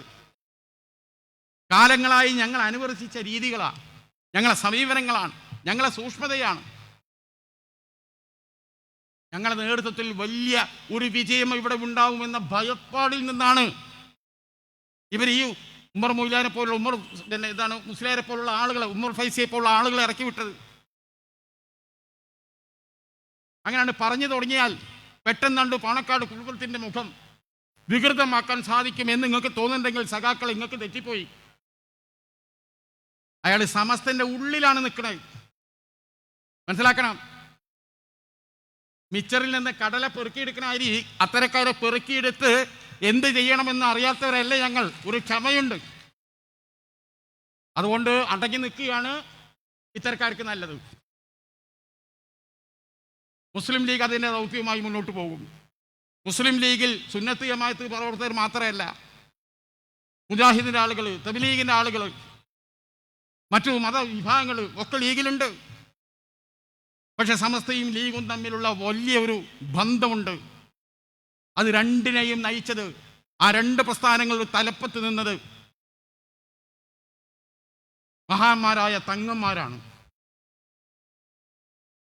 ആ തങ്ങന്മാർ നയിച്ച പാതയിൽ തന്നെയാണ് ഇന്നും മുന്നോട്ട് കൊണ്ടുപോകുന്നത്. അതിലൊരു മാറ്റവും ഉണ്ടാവില്ല. അത് അങ്ങനെ തന്നെ അത് മുന്നോട്ട് പോകും. ഇപ്പോൾ ഐക്യത്തെക്കുറിച്ച് സംസാരിക്കുന്നു, സുന്നി ഐക്യം. ആദ്യം നിങ്ങളുടെ മനസ്സിലാണ് ഐക്യം വേണ്ടത്. മനുഷ്യർക്കിടയിലാണ് ഐക്യം ഉണ്ടാക്കേണ്ടത്. ഇപ്പോൾ ദക്ഷിണ കേരള ജംഇയ്യത്തുൽ ഉലമ സുന്നി ആശയക്കാരാണ്. സമസ്ത സുന്നിയാണ്. എന്താ ഇപ്പം വ്യത്യാസമുണ്ടോ? ഒരേ ആശയമല്ലേ? രണ്ട് സംഘടനയായി നിൽക്കുന്നു. രണ്ട് സംഘടനയും തമ്മിൽ നല്ല സൗഹൃദം. അത്തരത്തിൽ എല്ലാവർക്കും നല്ല സൗഹൃദമാകാം. ലയനത്തെക്കാൾ വലുതാണ് സൗഹൃദം, മാന്യമായ സൗഹൃദം. 89 കഥ പലരും പറയുന്നുണ്ട്. അന്ന് പുലരാനിടയ കഥ. ഓരോ രാഷ്ട്രീയ പാർട്ടിക്കും ഓരോ മതസംഘടനക്കും ഓരോരോ കാലങ്ങളിൽ ഓരോരോ നയം ഉണ്ടാവും. 67 തൊട്ട് 69 വരെയുള്ള കാലങ്ങളിൽ മുസ്ലിം ലീഗിൻ്റെ വേദിയിൽ നിന്ന് പ്രസംഗിച്ചത് 2026 പ്രസംഗിക്കാൻ കഴിയില്ല. അന്നത്തെ രാഷ്ട്രീയം വേറെയാണ്. 60കളിലെയും 70കളിലെയും രാഷ്ട്രീയം 2020കളിലും 25ലും പറയാൻ സാധിക്കില്ല. അത് സ്വാഭാവികമല്ലേ? ഇപ്പൊ CK ഗോവിന്ദൻ നായരുടെ അനുസ്മരണം കോഴിക്കോട്ടുണ്ടാവും. പഴയ KPCCയുടെ പ്രസിഡന്റാണ്. CK ഗോവിന്ദൻ നായരുടെ അനുസ്മരണ പ്രഭാഷണത്തിന് ഏത് കോൺഗ്രസ് നേതാവ് വന്നാലും ലീഗിനെ വിമർശിക്കും. കാരണം എന്താ? CK ഗോവിന്ദൻ നായർ ജീവിതത്തിലുടനീളം ലീഗുമായി കലഹിച്ച ആളാണ്. അപ്പോൾ CK ഗോവിന്ദൻ നായരെ അനുസ്മരിക്കുക എന്ന് പറഞ്ഞാൽ അതൊരു ലീഗ് വിരുദ്ധ സമ്മേളനമായി മാറും. 89 കഥ പറയാൻ പറ്റിയ സമയമാണ് അല്ല. മാറിയ കാലത്ത് ഓരോരുത്തർക്കും മാറ്റം ഉണ്ടായിട്ടുണ്ട്. 89 കാന്തപുരം അബൂബക്കർ മുസ്ലിയാരുടെ ഭാഷയല്ല ഇന്നത്തെ കാന്തപുരം അബൂബക്കർ മുസ്ലിയാരുടേത്. എല്ലാവരെയും ഉൾക്കൊണ്ടു പോകണമെന്ന് അത് പറഞ്ഞ് അദ്ദേഹം നടത്തിയ യാത്ര. ആ യാത്രയിൽ ഖലീൽ ബുഹാരി തങ്ങൾ യാത്രയുടെ തലേ ദിവസം എല്ലാ ജില്ലയിലും വാർത്താ സമ്മേളനം നടത്തി ആ ജില്ലയിലെ മനുഷ്യരനുഭവിക്കുന്ന പ്രശ്നങ്ങളും അതിനുള്ള പരിഹാര നിർദ്ദേശങ്ങളും. ഒരു മുസ്ലിം മതസംഘടന നടത്തിയ യാത്രയിൽ എല്ലാവിധ ജനവിഭാഗങ്ങളും അനുഭവിക്കുന്ന ദുരിതങ്ങളും പ്രശ്നങ്ങളും അതിൻ്റെ പ്രായോഗികപരമായ പരിഹാര നിർദ്ദേശങ്ങളും മുന്നോട്ട് വെച്ചാണ് 14 ജില്ലയെയും പഠിച്ചാൽ പോയത്. നല്ല കാര്യമല്ലത്? വളരെ നല്ല മാറ്റമല്ല അത്?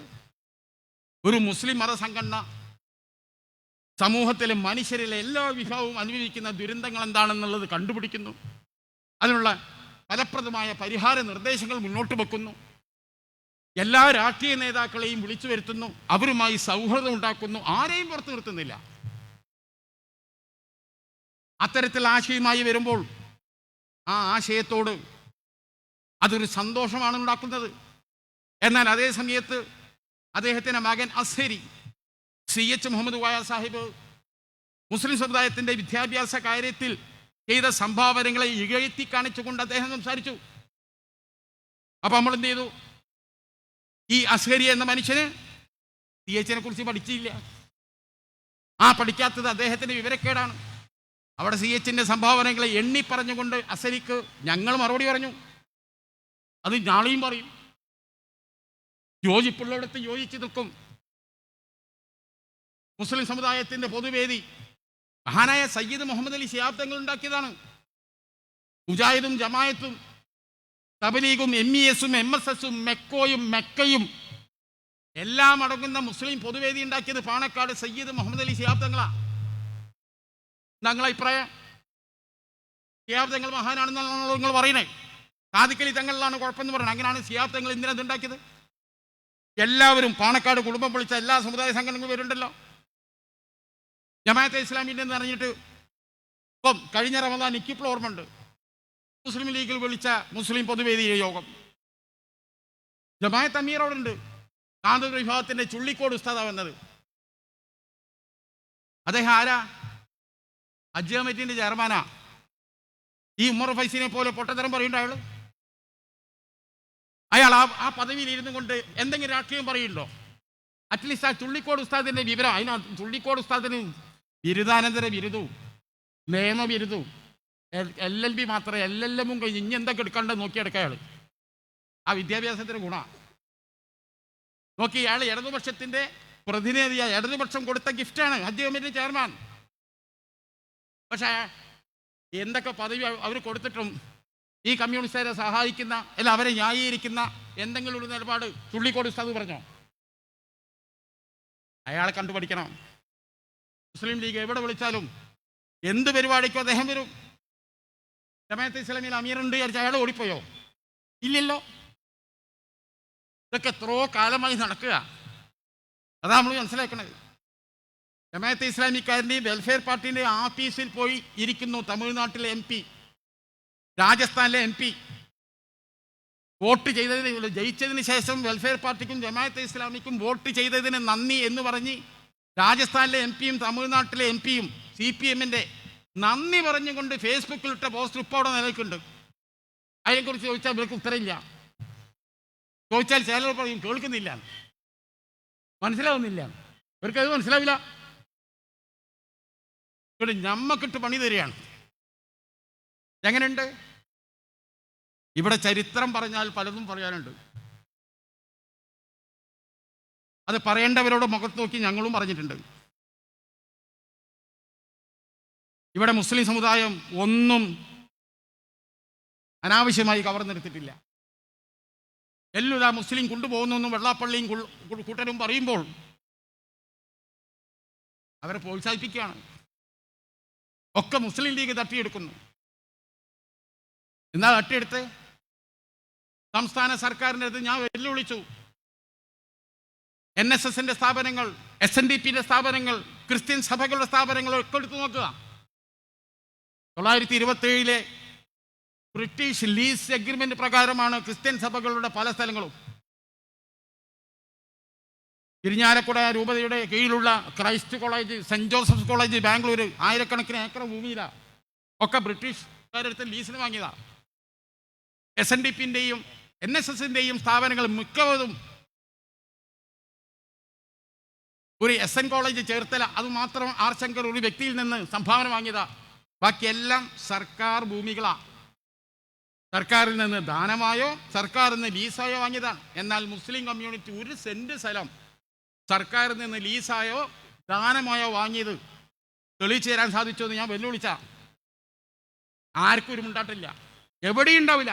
എന്നാൽ മുസ്ലിം സമുദായത്തിൽപ്പെട്ടവർ ഈ NSS-ന് ഭൂമി നൽകിയാണ്, ഈ SNDP-ക്ക് നൽകിയാണ്, ക്രിസ്ത്യൻ കമ്മ്യൂണിറ്റിക്ക് നൽകിയാണ്.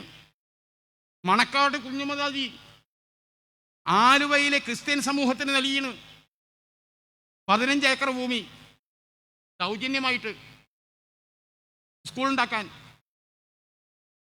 കൊടുങ്ങല്ലൂരിലെ NSS-ന് കോളേജ് ഉണ്ടാക്കാനുള്ള സ്ഥലം മണപ്പാട് കുഞ്ഞുമദാജി കൊടുത്ത. കാലടിയിൽ കൊടുത്തിട്ട് 25 ഏക്കറാ. ഇനി മറ്റൊന്ന് നോക്കുക, SNDP-ൻ്റെത്. SNDP-ക്ക് 13ഓളം സ്ഥാപനങ്ങൾക്കുള്ള സ്ഥലം കൊടുത്തത്, 100 കണക്കിന് ഏക്കർ സ്ഥലം കൊടുത്തത് ആരാ? തങ്ങൾ കുഞ്ഞു മുസ്ലിയാരാ. തങ്ങൾ കുഞ്ഞു മുസ്ലിയാർ SN ട്രസ്റ്റിൽ അംഗമായിരുന്നു. അതറിയോ നോക്ക്. അതുപോലെ തന്നെ മന്നത്ത് പത്മനാഭൻ ബാഫയ്ക്ക് തങ്ങളോട് പറഞ്ഞു, മട്ടന്നൂരിൽ ഞങ്ങൾക്ക് എന്ത് വേണം? ഒരു കോളേജ് തുടങ്ങാൻ ആഗ്രഹമുണ്ട്, ഒരു ഹൈസ്കൂളും തുടങ്ങാൻ ആഗ്രഹമുണ്ട്, സ്ഥലം മേടിച്ചു തരണം എന്ന് പറഞ്ഞു. മഹാനായ ബാഫി തങ്ങൾ മട്ടന്നൂരിലെ പ്രമുഖനായ ഒരു വ്യക്തി ഒരു മുസ്ലിമിനെ വിളിച്ചു. ഒരു വിദ്യാഭ്യാസ സ്ഥാപനം ഉണ്ടാക്കാൻ NSS-ന് സ്ഥലം വേണം, സൗജന്യമായി കൊടുത്താൽ വിദ്യാഭ്യാസ സ്ഥാപനം വരും. വിദ്യാഭ്യാസ സ്ഥാപനം വന്നാൽ എല്ലാവർക്കും പഠിക്കാം. അങ്ങനെ ഒരു മുസ്ലിം പ്രമുഖൻ്റെ കയ്യിൽ നിന്ന് 125 ഏക്കർ സ്ഥലം വാങ്ങി അവിടെയാണ് മട്ടന്നൂരിലെ പഴശ്ശിരാജ NSS കോളേജ് വന്നത്. മട്ടന്നൂരിലെ NSS വൊക്കേഷണൽ ഹയർ സെക്കൻഡറി സ്കൂളും ആ കുടുംബം കൊടുത്തതാ. അങ്ങനെ ഒരുപാട് ചൂണ്ടിക്കാണിക്കാൻ നമുക്ക് കഴിയും. എന്നാ തിരിച്ച് വേറെ ഏതെങ്കിലും വഴിയിലൂടെ മുസ്ലിം സമുദായം എന്താണ് നേടിയത് ഞങ്ങൾ ചോദിച്ചു. അതുമാതിരി തന്നെ ഹൈന്ദവ സഹോദരന്മാരിൽ പ്രഗത്ഭർ മുസ്ലിങ്ങൾക്ക് സംഭാവന ചെയ്തു. പഴയ സോഷ്യലിസ്റ്റ് പാർട്ടിയുടെ മദ്രാസ് അസംബ്ലിയിലെ MLA ആയിരുന്ന ബാലകൃഷ്ണ കിടാവ്. ആ കിടാവാണ് നടുവണ്ണൂർ എന്ന് പറഞ്ഞ പേരാമ്പർക്ക് മുമ്പുള്ള നടുവണ്ണൂർ എന്ന സ്ഥലത്തെ ജുമയത്ത് പള്ളി നിൽക്കുന്നത് ബാലകൃഷ്ണ കിടാവ് വഖഫ് ചെയ്ത ഭൂമിയിലാണ്. അവിടുത്തെ പള്ളിക്കാട് കിടക്കുന്നത് ബാലകൃഷ്ണ കിടാവ് എന്ന സംഭാവനയാണ്. 1967 വിദ്യാഭ്യാസ മന്ത്രിയായ CH മുഹമ്മദ് കോയ സാഹിബിന് നടുവണ്ണൂരിൽ സ്വീകരണം കൊടുത്തപ്പോൾ ആ സ്വീകരണ സ്ഥലത്തേക്ക് ഒരു നിവേദനവുമായി ബാലകൃഷ്ണ കിടാവ് കയറി വന്നു. നടുവണ്ണൂർ ഒരു ഹൈസ്കൂൾ സ്ഥാപിക്കണം. CH വേദിയിൽ വെച്ച് നിവേദനം സ്വീകരിച്ച ഉടനെ ബാലകൃഷ്ണ കിടാവിനോട് ചോദിച്ചു, ബാലകൃഷ്ണ കിടാവേ, നിങ്ങൾ സ്ഥലം തരികയാണെങ്കിൽ ഹൈസ്കൂൾ ഇവിടെ വെച്ച് ഞാൻ പ്രഖ്യാപിക്കും. ബാലകൃഷ്ണ കിടാവ് പറഞ്ഞു, സ്ഥലം എത്രയാണ് വേണ്ടത് ഞാൻ തന്നിരിക്കുന്നു. CH പറഞ്ഞു, ഇവിടെ ഒരു ഹൈസ്കൂൾ വന്നിരിക്കുന്നു. ഇങ്ങനെ നല്ല മനുഷ്യർ ഹിന്ദു സമുദായത്തിലും മുസ്ലിം സമുദായത്തിലും അങ്ങനെയൊക്കെ നാടാണ്. മഹാനായ ബാഫഖി തങ്ങളുടെ ഏറ്റവും വലിയ സുഹൃത്ത് ആർ ശങ്കരാണ്, മന്നത്ത് പത്മനാഭനാണ്. ഇവരുമായൊക്കെയുള്ള സൗഹൃദം വലുതായിരുന്നു. അതുകൊണ്ടാണ് ആർ ശങ്കറെ തെക്കൻ കേരളത്തിൽ വർണ്ണപറിയന്മാർ തോൽപ്പിച്ചപ്പോൾ ഇങ്ങ് കണ്ണൂരിൽ കൊണ്ടുവന്ന് ആർ ശങ്കറെ വിജയിപ്പിച്ച് കേരളത്തിൻ്റെ മുഖ്യമന്ത്രി പദത്തിൽ എത്തിച്ചത് ബാഫഖി തങ്ങളും മുസ്ലിം ലീഗുമാണെന്ന് ശ്രീനാരായണീയ പ്രസ്ഥാനക്കാർ വിളിച്ചു പറഞ്ഞത്. അവരെ മാത്രമാണോ? അഡ്വക്കേറ്റ് കൃഷ്ണയ്യരെ തലശ്ശേരിയിൽ നിന്ന് വിജയിപ്പിച്ചത് ബാഫഖി തങ്ങളും ലീഗുവാണ്. ഡോക്ടർ KB മേനോൻ വിജയിച്ചു എന്നത് എങ്ങനെയാ മനസ്സിലാക്കണം. EMSന്റെ തന്നെ ചരിത്രമുണ്ട്. EMS മുഖ്യമന്ത്രിയാകാൻ പോകുന്നു. 1957 ലോകത്ത് ആദ്യമായി ബാലറ്റിലൂടെ കടന്നു വരുന്ന കമ്മ്യൂണിസ്റ്റ് മന്ത്രിസഭ ചരിത്രം എങ്ങനെ വരുന്നത്? 5 സ്വതന്ത്രന്മാരുടെ പിന്തുണയിൽ. ഈ 5 സ്വതന്ത്രന്മാരെ ചാക്കിട്ട് പിടിച്ച് മന്ത്രിമാരാക്കാം എന്ന വാഗ്ദാനം കൊടുത്തിട്ടാണ് ആദ്യ കമ്മ്യൂണിസ്റ്റ് മന്ത്രിസഭ ഉണ്ടാക്കുന്നത്. അങ്ങനെ മന്ത്രിസഭ സത്യപ്രതിജ്ഞന്റെ തീയതി എല്ലാം തീരുമാനിച്ചിരിക്കുന്ന സമയത്ത് 2 മനുഷ്യന്മാർ EMSന്റെ അടുത്തേക്ക് വരികയാണ്. ആരാണത്? ഒന്ന് അഡ്വക്കേറ്റ് കൃഷ്ണയ്യരും ഒന്ന് ഡോക്ടർ KB മേനോൻ.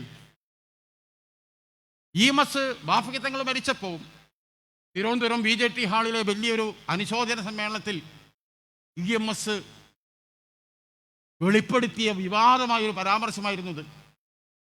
അദ്ദേഹം എന്താ പറഞ്ഞറിയോ? 2 പേര് എൻ്റെ അടുത്ത്, ഞാൻ ഡേറ്റ് എല്ലാം ഉറപ്പിച്ച് നിൽക്കുകയാണ്, മന്ത്രിസഭ വരാൻ പോവാണ്. അപ്പോഴാണ് ഈ അഡ്വക്കേറ്റ് കൃഷ്ണയ്യരും ഡോക്ടർ KB മേനോനും വന്നിട്ട് എന്തു പറയുന്നത്?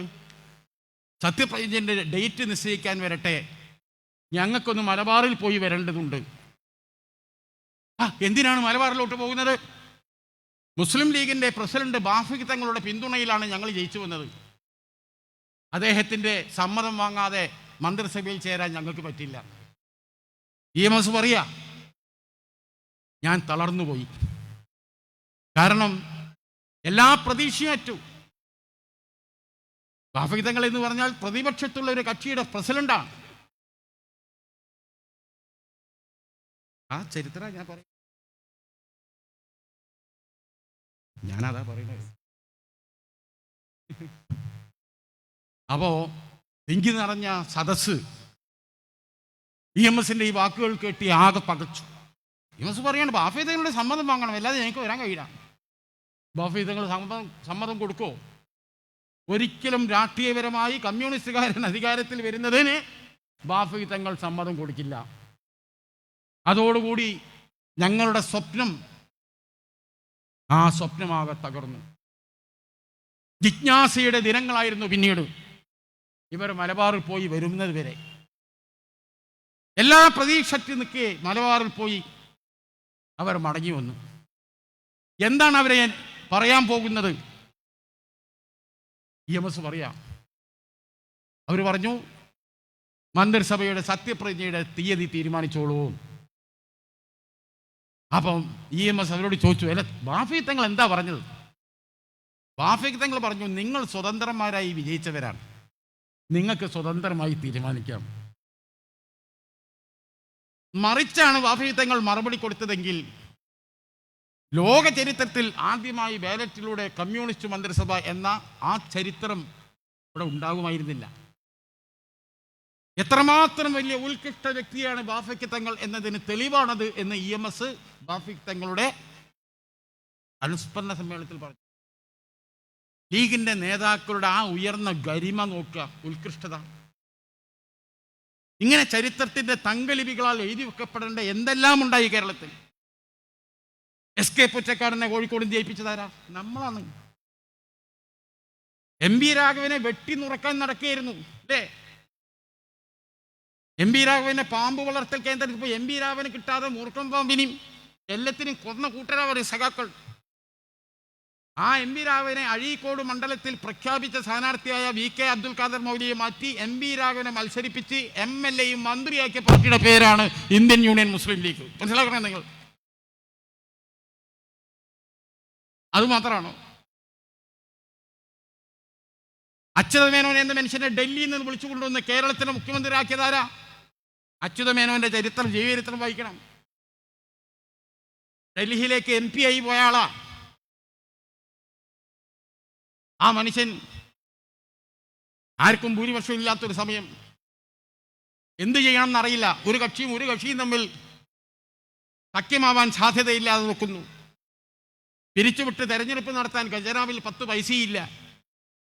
ഇങ്ങനൊരു ഘട്ടത്തിലാണ് അച്യുതമേനോൻ തിരുവനന്തപുരം എയർപോർട്ടിൽ വന്നിറങ്ങുന്നു.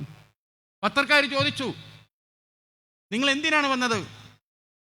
നിങ്ങൾ കേരള രാഷ്ട്രീയം, ഇവിടെ നിങ്ങൾ മുഖ്യമന്ത്രിയാകുമോ?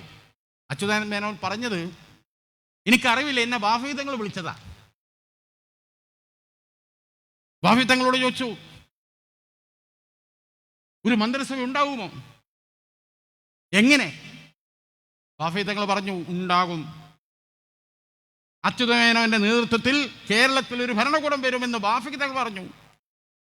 ബാഫി തങ്ങളാണ് അച്യുതമേനോനെ കൊണ്ടുവന്ന് കേരളത്തിലെ മുഖ്യമന്ത്രിയാക്കിയത്.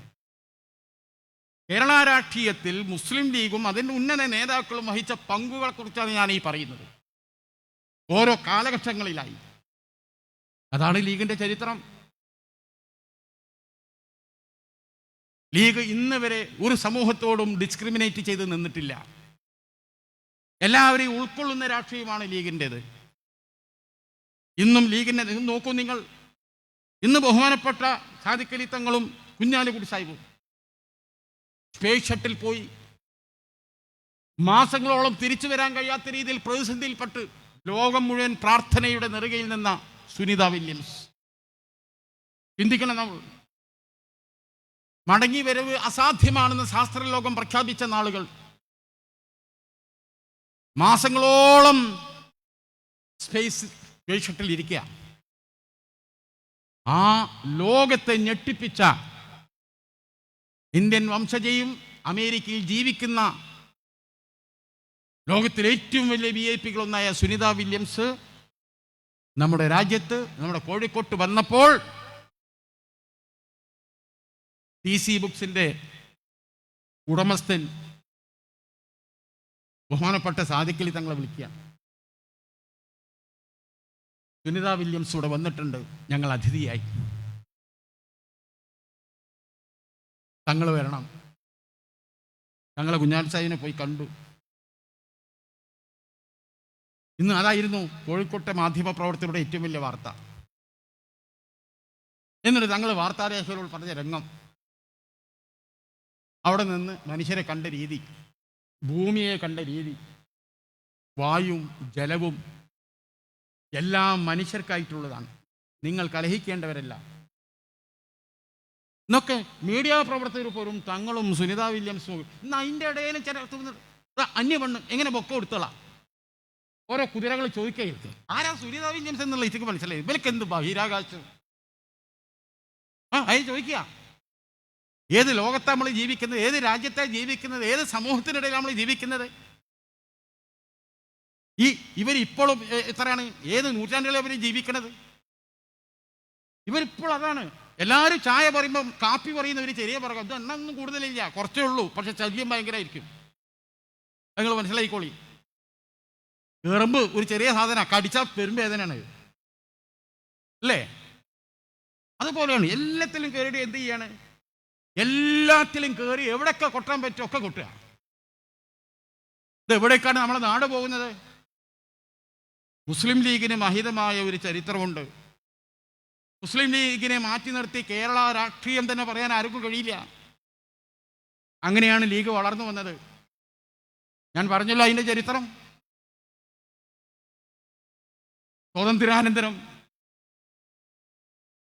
ഇന്ത്യൻ യൂണിയൻ മുസ്ലിം ലീഗ് അത് രൂപീകരിച്ച് നമ്മൾ എന്ത് ചെയ്യാണ്? മുന്നോട്ട് പോവുകയാണ്. വലിയ പ്രതിസന്ധികളായിരുന്നു ആ കാലത്ത്. നേതാക്കൾ മുഴുവൻ പല ജാതി കരിനിയമങ്ങളാൽ, പോലീസ് പീഡനങ്ങൾ എന്നെല്ലാം കഷ്ടതകൾ അനുഭവിച്ചു. 1951 കാലത്ത് ആദ്യമായി രാജ്യത്ത് തെരഞ്ഞെടുപ്പ് വന്നപ്പോൾ മുസ്ലിം ലീഗ് മത്സരിക്കുകയാണ്. ഒറ്റക്ക് നിന്നാ മത്സരം. എന്നിട്ടും ഇന്ത്യൻ്റെ പ്രഥമ ലോക്സഭയിലേക്ക് ബി ബോക്കർ എന്ന ഒരു ഏറനാടൻ മാപ്പിള കയറി ചെന്നു. ആ ചെറിയ കുറുങ്ങിയ ആ മനുഷ്യൻ്റെ ശബ്ദമായിരുന്നു ഇന്ത്യൻ പാർലമെൻറ്റിൽ മുഴങ്ങിയത്. അവിടെ നിന്ന് അങ്ങോട്ട് ബോക്കർ സാഹിബിൻ്റെ പിൻഗാമികളായിക്കൊണ്ട് ഇസ്മായിൽ സാഹിബും മെഹബൂബെ മില്ലത്ത് ഇബ്രാഹിം, സുലൈമാൻ സേഠ് സാഹിബ്, ബനാത്ത് വാല സാഹിബ്, ഖാജ മൊയ്തീൻ സാഹിബ്, AK റിഫായി സാഹിബ് തുടങ്ങി നിരന്തരയായി ലീഗിൻ്റെ നേതാക്കന്മാർ ഇന്ത്യൻ പാർലമെൻറ്റിലേക്ക് പോയി. ഇന്ന് മുസ്ലിം ലീഗിന് 5 MP-മാരാണ്. 5 MP-മാർ എന്ന് പറഞ്ഞാൽ മോശ. ആലോചിക്കുന്ന നിങ്ങൾ, ഇന്ത്യൻ മുസ്ലിങ്ങൾ നേരിടുന്ന എല്ലാ പ്രശ്നങ്ങൾക്കും വേണ്ടി ഫൈറ്റ് നടത്തുന്നത് 5 MP-മാരുള്ള മുസ്ലിം ലീഗാണ്. ഈ പൗരത്വ നിയമവുമായി ബന്ധപ്പെട്ട് മുസ്ലിം ലീഗ് കൊടുത്ത കേസാ സുപ്രീം കോടതി. ആ കേസിന്റെ പേരെന്താ അറിയോ? Indian union Muslim league versus union government of India എന്നാ ആ കേസിന്റെ പേരെന്നതാ. പിന്നീട് പല പാർട്ടിക്കാർ ഹർജിയുമായി ചെന്നപ്പം സുപ്രീം കോടതി പറഞ്ഞെന്താ അറിയോ? ഈ അരിയൊക്കെ മുസ്ലിം ലീഗിന്റെ വക്കീലിൻ്റെ അടുത്ത് കൊണ്ടുപോയി കൊടുക്കാനാ പറഞ്ഞത്. മുസ്ലിം ലീഗിനെ നിരോധിക്കണം എന്ന് പറഞ്ഞ് ഹർജി വന്നു അല്ലേ? സുപ്രീം കോടതി വിധി പറഞ്ഞു. എന്താ വിധി? സുപ്രീം കോടതിൻ്റെ വിധി എന്ന് പറഞ്ഞാൽ നമ്മുടെ രാജ്യത്ത് നിയമനിർമ്മാണം ഉണ്ടാകുന്നത് എങ്ങനെയാണ്? പാർലമെൻറ്റ് പാസ്സാക്കുന്ന നിയമം. പിന്നെയോ സുപ്രീം കോടതിയുടെ വിധികളാണ് നിയമം. അത്തരത്തിൽ മുസ്ലിം ലീഗിനെ നിരോധിക്കണമെന്ന ഹർജി വന്നപ്പോൾ ബഹുമാനപ്പെട്ട സുപ്രീം കോടതി പറഞ്ഞെന്താ? ഇത് നിരോധിക്കേണ്ട പാർട്ടിയല്ല. അപ്പം സുപ്രീം കോടതി ഒരു വിധി പറഞ്ഞാൽ അത് രാജ്യത്തിൻ്റെ നിയമ. നിരോധിക്കേണ്ട പാർട്ടിയല്ല മുസ്ലിം ലീഗ് എന്ന ഒരു നിയമം രാജ്യത്ത് ഇപ്പോൾ വന്നു. ആ കാലഘട്ടത്തിലാണ് ജീവിക്കുന്നത്. ആസാമിലെ മുസ്ലിങ്ങളെ പൗരത്വ പ്രശ്നം കോടതിയിൽ വ്യവഹാരത്തിന് നമ്മളാ പോണത്. ഈ രാജ്യത്തെ പാർശ്വവൽക്കരിക്കപ്പെട്ട ന്യൂനപക്ഷ സമൂഹങ്ങൾ, മുസ്ലിങ്ങളാദി പിന്നാക്ക വർഗങ്ങൾ, അവർക്ക് വേണ്ടി ഫൈറ്റ് നടത്തിയത് നമ്മളാ. കത്തുവ കേസ് അറിയല്ലോ നിങ്ങൾ? ശിക്ഷ വാങ്ങിക്കൊടുത്തു. മുസ്ലിമിനെ പച്ചക്ക് തീയിട്ട് ചുട്ടുകൊന്ന കേസുകൾ, ക്രൂരമായി ബലാത്സംഗം ചെയ്ത് കൊന്ന കേസുകൾ എവിടെയെങ്കിലും പ്രതികൾക്ക് ശിക്ഷ കിട്ടാറുണ്ടോ? കേസ് നടത്താൻ ആർക്കെങ്കിലും കഴിയാറുണ്ടോ? കാശ്മീരിലുള്ള ആ കുട്ടിയുടെ കേസ് പഞ്ചാബിലേക്ക് മാറ്റി വക്കീലിനെ വെച്ച് വിചാരണ നടത്തി. ആ കുടുംബം പോലും ഹാജരായില്ല വിധി നാളുകളിൽ. നീതി വാങ്ങിക്കൊടുത്തു, പ്രതികളെ ജയിലിലേക്ക് അയച്ചു. രാജ്യം മുഴുവൻ മുസ്ലിം ലീഗിനെയാണ് ഉറ്റുനോക്കുന്നത്. മുസ്ലിം ലീഗിൽ സമൂഹം പ്രതീക്ഷ അർപ്പിച്ചൊരു കാലഘട്ടമാണിത്. കാരണം മുസ്ലിം ലീഗിൻ്റെ മഹിതമായ ആ ചരിത്രം, നീണ്ട കാലഘട്ടം, ഓരോ രാഷ്ട്രീയ പ്രശ്നങ്ങളും മുസ്ലിം ലീഗ് കൈകാര്യം ചെയ്യുന്നത് എത്രമാത്രം ജാഗ്രതയോടെയാണെന്നുള്ളത് നമ്മളൊന്ന് കാണുക. വിദ്വേഷം പറയുന്ന നാളുകളിൽ എന്തെങ്കിലും ഒരു വിദ്വേഷം ലീഗിൻ്റെ ഭാഗത്തുനിന്ന് കിട്ടുമോ? ഇപ്പൊ ഷാജിനെ കുറിച്ചാണ് പറയുന്നത്. മതം മതം മതം. എന്താ ഷാജി പറയണത്? മതമല്ല വേണ്ടത്, മതമല്ല മതമല്ല എന്ന് ഒരു ഭാഗത്തുനിന്ന് നാസ്തിക ശബ്ദം വരുമ്പോൾ മതം മതമാണ്, മതം തന്നെയാണ്. ഞങ്ങൾ അവിടെ നിന്ന് അങ്ങോട്ടുള്ള ഷാജിയുടെ പ്രസംഗം വരെ കേട്ടണോ? ഞങ്ങളെ നല്ല മനുഷ്യനാക്കിയ മതമാണ്, മറ്റുള്ളവരെ ബഹുമാനിക്കാൻ ഞങ്ങളെ പഠിപ്പിച്ചത് ഞങ്ങളെ മതമാണ്, പാവപ്പെട്ടവനെ സഹായിക്കണമെന്ന് ഞങ്ങളെ പഠിപ്പിച്ചത് ഞങ്ങളെ മതമാണ്, നാട്ടിൽ ദുരന്തമുണ്ടാകുമ്പോൾ അവിടെ രക്ഷകരായി ഓടിയെത്തണം എന്ന് ഞങ്ങളെ പഠിപ്പിച്ചത് ഞങ്ങളെ മതമാണ്. അതെങ്ങനെ വർഗീയതാകാം?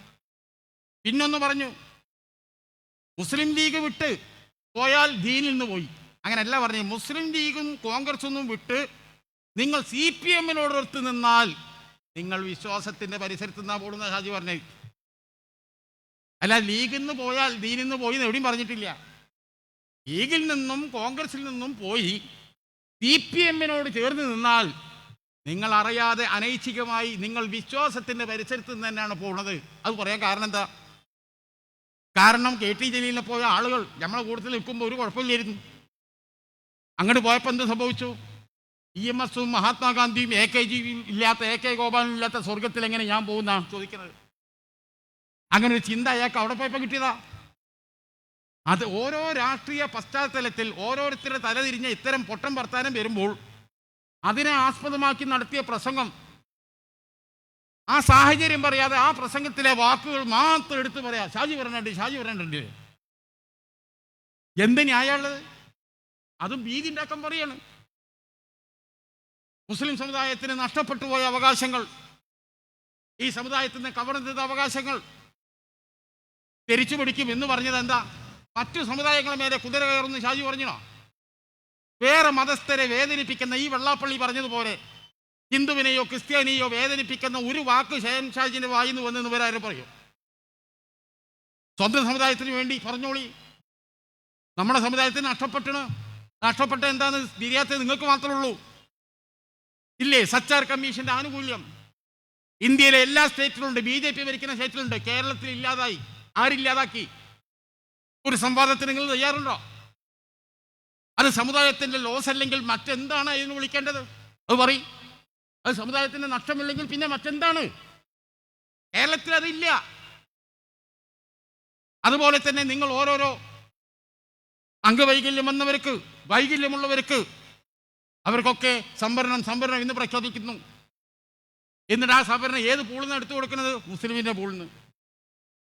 12% സംവരണം ഉണ്ടായിരുന്ന മുസ്ലിം സമുദായത്തിന്റെ സംവരണം ഇന്ന് 8 കിട്ടുന്നില്ല. അത് നഷ്ടമല്ലേ? നമ്മളെ വിദ്യാഭ്യാസ സൗകര്യങ്ങൾ നിങ്ങൾ നോക്കി. ഒരു സ്കൂൾ ഇവിടെ വന്നിരുന്നു. മലപ്പുറം ജില്ലയിൽ 10 കൊല്ലം നമ്മൾ നികുതി കൊടുക്കണില്ലേ? ഇവിടുത്തെ ജനസംഖ്യ അനുസരിച്ച് മനുഷ്യന് പഠിക്കാൻ സ്കൂൾ വരുന്നുണ്ടോ? ഇനി സ്കൂളിൽ ഞാൻ പോട്ടെ, ഒരു സ്കൂളിൽ ബാച്ച് അനുവദിക്കുന്നുണ്ടോ? നമ്മളൊക്കെ സ്കൂളിൽ പഠിച്ചത് 10ാം ക്ലാസ് A, 10ാം ക്ലാസ് B, അല്ലേ, C, ഇതൊക്കെയാണ് ഡിവിഷൻ. അതാണ് ഡിവിഷൻ എന്ന് പറഞ്ഞാൽ. നാട്ടിൽ കുട്ടികൾ വർദ്ധിച്ചു കഴിഞ്ഞാൽ 1 or 2 ഡിവിഷൻ ഉണ്ടാക്കാനുള്ള സ്വാതന്ത്ര്യം അതാത് പിന്നെ കാലത്തെ സർക്കാരുകൾ നൽകുന്നതാണ്. 10 വർഷമായി മലപ്പുറം ജില്ലയിൽ ഒരു ഡിവിഷൻ തരില്ല. നിങ്ങളെന്താ പറയണത്? നിലവിൽ 50-60 വിദ്യാർത്ഥികളുണ്ട് ക്ലാസ്സിൽ. ബെഞ്ച് വേണേ 2 അധികട്ടോ, എന്നിട്ട് 10 കുട്ടികളെ കൂടി കയറ്റിക്കാം. എന്നാലും ഡിവിഷൻ തരൂല. നമ്മളെ നികുതി വേണം, തിരിച്ച് ഇതൊന്നും തരൂല. സ്കൂളും ഡിവിഷനും തരില്ല. കള്ളിഷാപ്പ് എത്ര വേണം? എത്രയും തരും. മനസ്സിലാക്കണം. നാട് മുഴുവൻ അനുവദിക്കപ്പെട്ടത് ഒറ്റ ക്ലാസ് മുറി തരില്ല. മലപ്പുറം ജില്ലയിൽ വ്യാപകമായി ബീവറേജ് ഔട്ട്ലെറ്റുകളാണ്. മനസ്സിലാക്കണം. അതാണ് SNDPന്റെ ശ്രീനാരായണ പ്രവർത്തകർ പറഞ്ഞത്. SNDPക്കാർ ഇതുവരെ സ്കൂളിൽ ചോദിച്ചിട്ടില്ല. ചോദിച്ചത് മുഴുവൻ ബാറ. വളാഞ്ചേരിയെ കൊടുത്തു, കോട്ടയ്ക്ക് കൊടുത്തു, ഒക്കെ ഈ നടേശൻ ബാറാണ് ചോദിക്കണേ. സ്വാശ്രയ കോളേജുകൾ ആന്റണി പ്രഖ്യാപിച്ചു. ഒന്ന് ഞങ്ങൾക്ക് വേണമെന്ന് SNDP പറഞ്ഞ ഒരു അപേക്ഷ പോലും കൊടുത്തിട്ടില്ല. ചോദിക്കുന്നത് മുഴുവൻ എന്താണ്? ബാറ. ഈ നാട്ടിൽ അനുവദിക്കപ്പെട്ടതും ബാറാണ്. ഈ നാട്ടിലെ വിദ്യാഭ്യാസ സൗകര്യങ്ങൾ നിഷേധിക്കുന്നു. ബാച്ച് അനുവദിക്കുന്നില്ല. പുതിയ സ്കൂളുകൾ അനുവദിച്ചിട്ടില്ല. അത് കോമ്പൻസേറ്റ് ചെയ്യപ്പെടണ്ടേ? സ്വന്തം സമൂഹത്തിന്റെ അവകാശങ്ങൾ അവർക്ക് വാങ്ങിക്കൊടുക്കണം എന്ന് പറഞ്ഞാൽ എങ്ങനെയാണ് വർഗീയവാദമാവുക? അതാ ഞാൻ ചോദിക്കുന്നത്. മറ്റു സമുദായത്തിൽ നേരെ തട്ടിക്കേറിയ ഏതൊരു ആളെങ്ങൾ കാണിച്ചേരി നമ്മളെ പാർട്ടിയിലുണ്ടോ? നിങ്ങൾ പറയും. ഏതോ ഒരുത്തൻ തലയിരിഞ്ഞ മുദ്രാവാക്യം വിളിച്ച് കാഞ്ഞങ്ങാട് അമ്പലനടയിൽ കെട്ടിത്തൂക്കുന്നു പറഞ്ഞു. അവൻ വിളിച്ചതേ ഓർമ്മയുള്ളൂ. പിടിച്ച് പുറത്താക്കിയവനെ. ഓനെ പോലീസ് പിടിച്ചിട്ടുണ്ടായി. ഓനെ ഒരു വക്കീലിനെ വെക്കാൻ, ഓനെ ജാമ്യം എടുക്കാനൊന്നും ഞങ്ങളാരും പോയില്ല. അത്തരം വൃത്തികെട്ട മനസ്സുള്ളവർ ഈ പ്രസ്ഥാനത്തിൽ വേണ്ട തീരുമാനിച്ചു. തിരിച്ച് വേറെ എന്തരം മുദ്രാവാക്യം നമ്മളിവിടെ കേട്ടു? എന്തെങ്കിലും നടപടി ആർക്കെതിരെ ഉണ്ടോ? ഒന്നുമില്ല. ഇപ്പം എന്താ, എന്തിനാ ഈ വെള്ളാപ്പള്ളിനെയും അതുപോലെ തന്നെ ഈ സജി ചെറിയാനൊക്കെ ഇറക്കി വിടുന്നത്? ഇവിടെ കേരള ഹൈക്കോടതിൻ്റെ ദേവസ്വം ബെഞ്ച് എന്ന് പറഞ്ഞ ഒരു ബെഞ്ചുണ്ട്.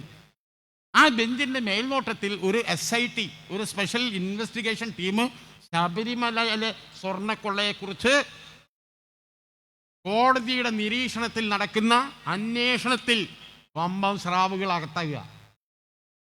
പാർട്ടിയുടെ ജില്ലാ കമ്മിറ്റി അംഗം, ജില്ലാ സെക്രട്ടേറിയറ്റ് അംഗം, മുൻ ദേവസ്വം ബോർഡ് ചെയർമാൻ അടക്കമുള്ള പലരും അകത്തായി. എന്നാൽ അവർക്കെതിരെ പാർട്ടി നടപടി എടുക്കുന്നോ? ഇല്ല.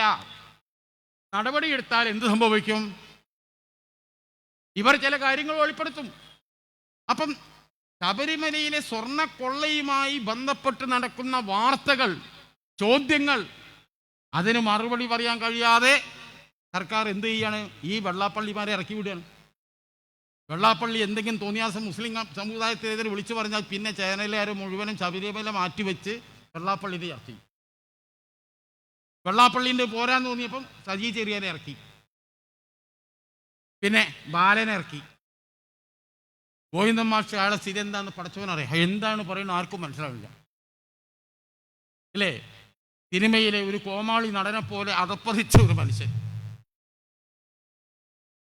അഭിലാഷനോട് ഇന്നാൾ ചോദിക്കുന്നുണ്ട് ബാലൻ്റെ അവസ്ഥാനത്തെ കുറിച്ച്.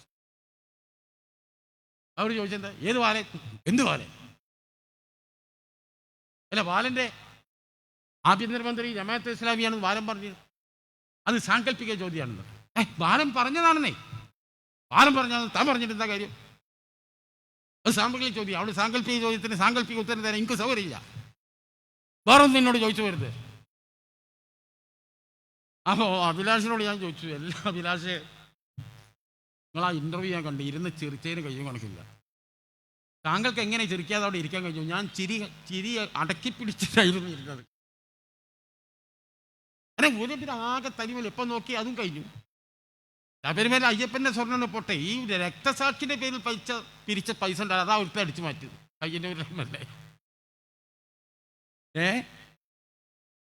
ആലോചിക്കെങ്കിലും പയ്യന്നൂരിലെ MLA മരിച്ചുപോയ ഒരു രക്തസാക്ഷി, ആ രക്തസാക്ഷിൻ്റെ പേരിൽ പിരിച്ച പൈസ ഉണ്ടല്ലോ, അത് കൈയിട്ട് വരണമെങ്കിൽ ഇവരുടെ മനസ്സ് എത്ര ദുഃഖത്തരം നിറഞ്ഞാൽ നോക്കി നിങ്ങൾ. ഇയാളെന്താ പറഞ്ഞത്? ഗോവിന്ദൻ മാഷ് അയാൾ പറയണത് പൈസ ഒന്നും എവിടെയും പോയിട്ടില്ല. എന്നാ എവിടെയുള്ളത്? അത് എവിടെയുള്ളത് സൂക്ഷിച്ചവർക്കറിയും. അങ്ങനെ പൈസ വെക്കാനും സമ്മതിക്കില്ല. അപ്പോൾ കട്ട പൈസ എന്ത് ചെയ്യണം? അത് കട്ടിട്ട് നിങ്ങൾ പറഞ്ഞുകൊണ്ട് കാര്യമില്ലല്ലോ. പിന്നെ പൈസ എവിടെ ഉണ്ട്? എവിടെ ഉണ്ട് ചോദിക്കുക. ഇന്ന് വൈകുന്നേരം അയാളെ ഇൻ്റർവ്യൂ കണ്ടുകൊണ്ടാണ് ഞാൻ ഇങ്ങോട്ട് പോകുന്നത്. എല്ലാം പിടുത്തം പൊട്ടുന്നു, എല്ലാ നട്ടും പൊട്ടും ആൾക്കി ഇനി പൊടിച്ചു നിൽക്കാൻ കഴിയില്ല. കാരണം അത്രമാത്രം വലിയ തരംഗമാണ്. ഇവരെ സംബന്ധിച്ചിടത്തോളം ഇവർ ആപത്ഘട്ടത്തിലാണ്. ഇവരെ പാർട്ടിയുടെ ഘടന തന്നെ മാറിയില്ലേ? മധുരയിൽ ചെന്ന പാർട്ടി കോൺഗ്രസ്, ആ പാർട്ടി കോൺഗ്രസ് എടുത്ത തെറ്റുമില്ല തീരുമാനമാണ് PM ശ്രീയിൽ ഒപ്പുവെക്കാൻ പാടില്ല. അതൊരു വർഗീയ സിലബസാണ്. രാജ്യത്തെ മനുഷ്യരെ തമ്മിൽ തല്ലിക്കാൻ വേണ്ടി, ഒരു തലമുറയെ വഴിതെറ്റിക്കാൻ വേണ്ടി ഉണ്ടാക്കിയ വർഗീയ ഭ്രാന്തൻ സിലബസാണെന്നും ആ സിലബസ് അംഗീകരിക്കുന്ന പ്രശ്നമില്ലെന്നും മധുരയിൽ ചേർന്ന പാർട്ടി കോൺഗ്രസ് എടുത്ത തീരുമാനം. പാർട്ടി കോൺഗ്രസ് ഒരു തീരുമാനം എടുത്താൽ അത് തിരുത്താൻ അടുത്ത പാർട്ടി കോൺഗ്രസിനെ അവകാശമുള്ളൂ. അതാണ് കമ്മ്യൂണിസ്റ്റ് പ്രത്യയശാസ്ത്ര രീതി. എന്നാൽ പാർട്ടി കോൺഗ്രസ് എടുത്ത തീരുമാനം ശിവൻകുട്ടി എന്ന മന്ത്രി അത് തിരുത്തി. ഇവർ നമ്മളോട് പറയും ഞങ്ങൾ മുസ്ലിം ലീഗ് പോലെയല്ല, കോൺഗ്രസ് പോലെയല്ല, ഞങ്ങളെ പാർട്ടി എന്ന് പറഞ്ഞാൽ അങ്ങനെ. നിങ്ങളെ പാർട്ടി എന്താണ്? പാർട്ടി കോൺഗ്രസ് എടുത്ത തീരുമാനം അടുത്ത പാർട്ടി കോൺഗ്രസിനെ തിരുത്താൻ അവകാശമുള്ളൂ. അതുകൂടെ ശിവൻകുട്ടി തിരുത്തി അല്ലേ? അതിൽ പോയി ഒപ്പിട്ടണം. എന്നിട്ട് CPI പറഞ്ഞപ്പോൾ എന്താ, അതിന് പിൻവലിയാൻ പോവാണ്. അതിനൊന്ന് ഒപ്പിട്ടാൽ പിൻവലിയാൻ പറ്റില്ലെന്ന് അതും ആ കരാറിലുണ്ട്.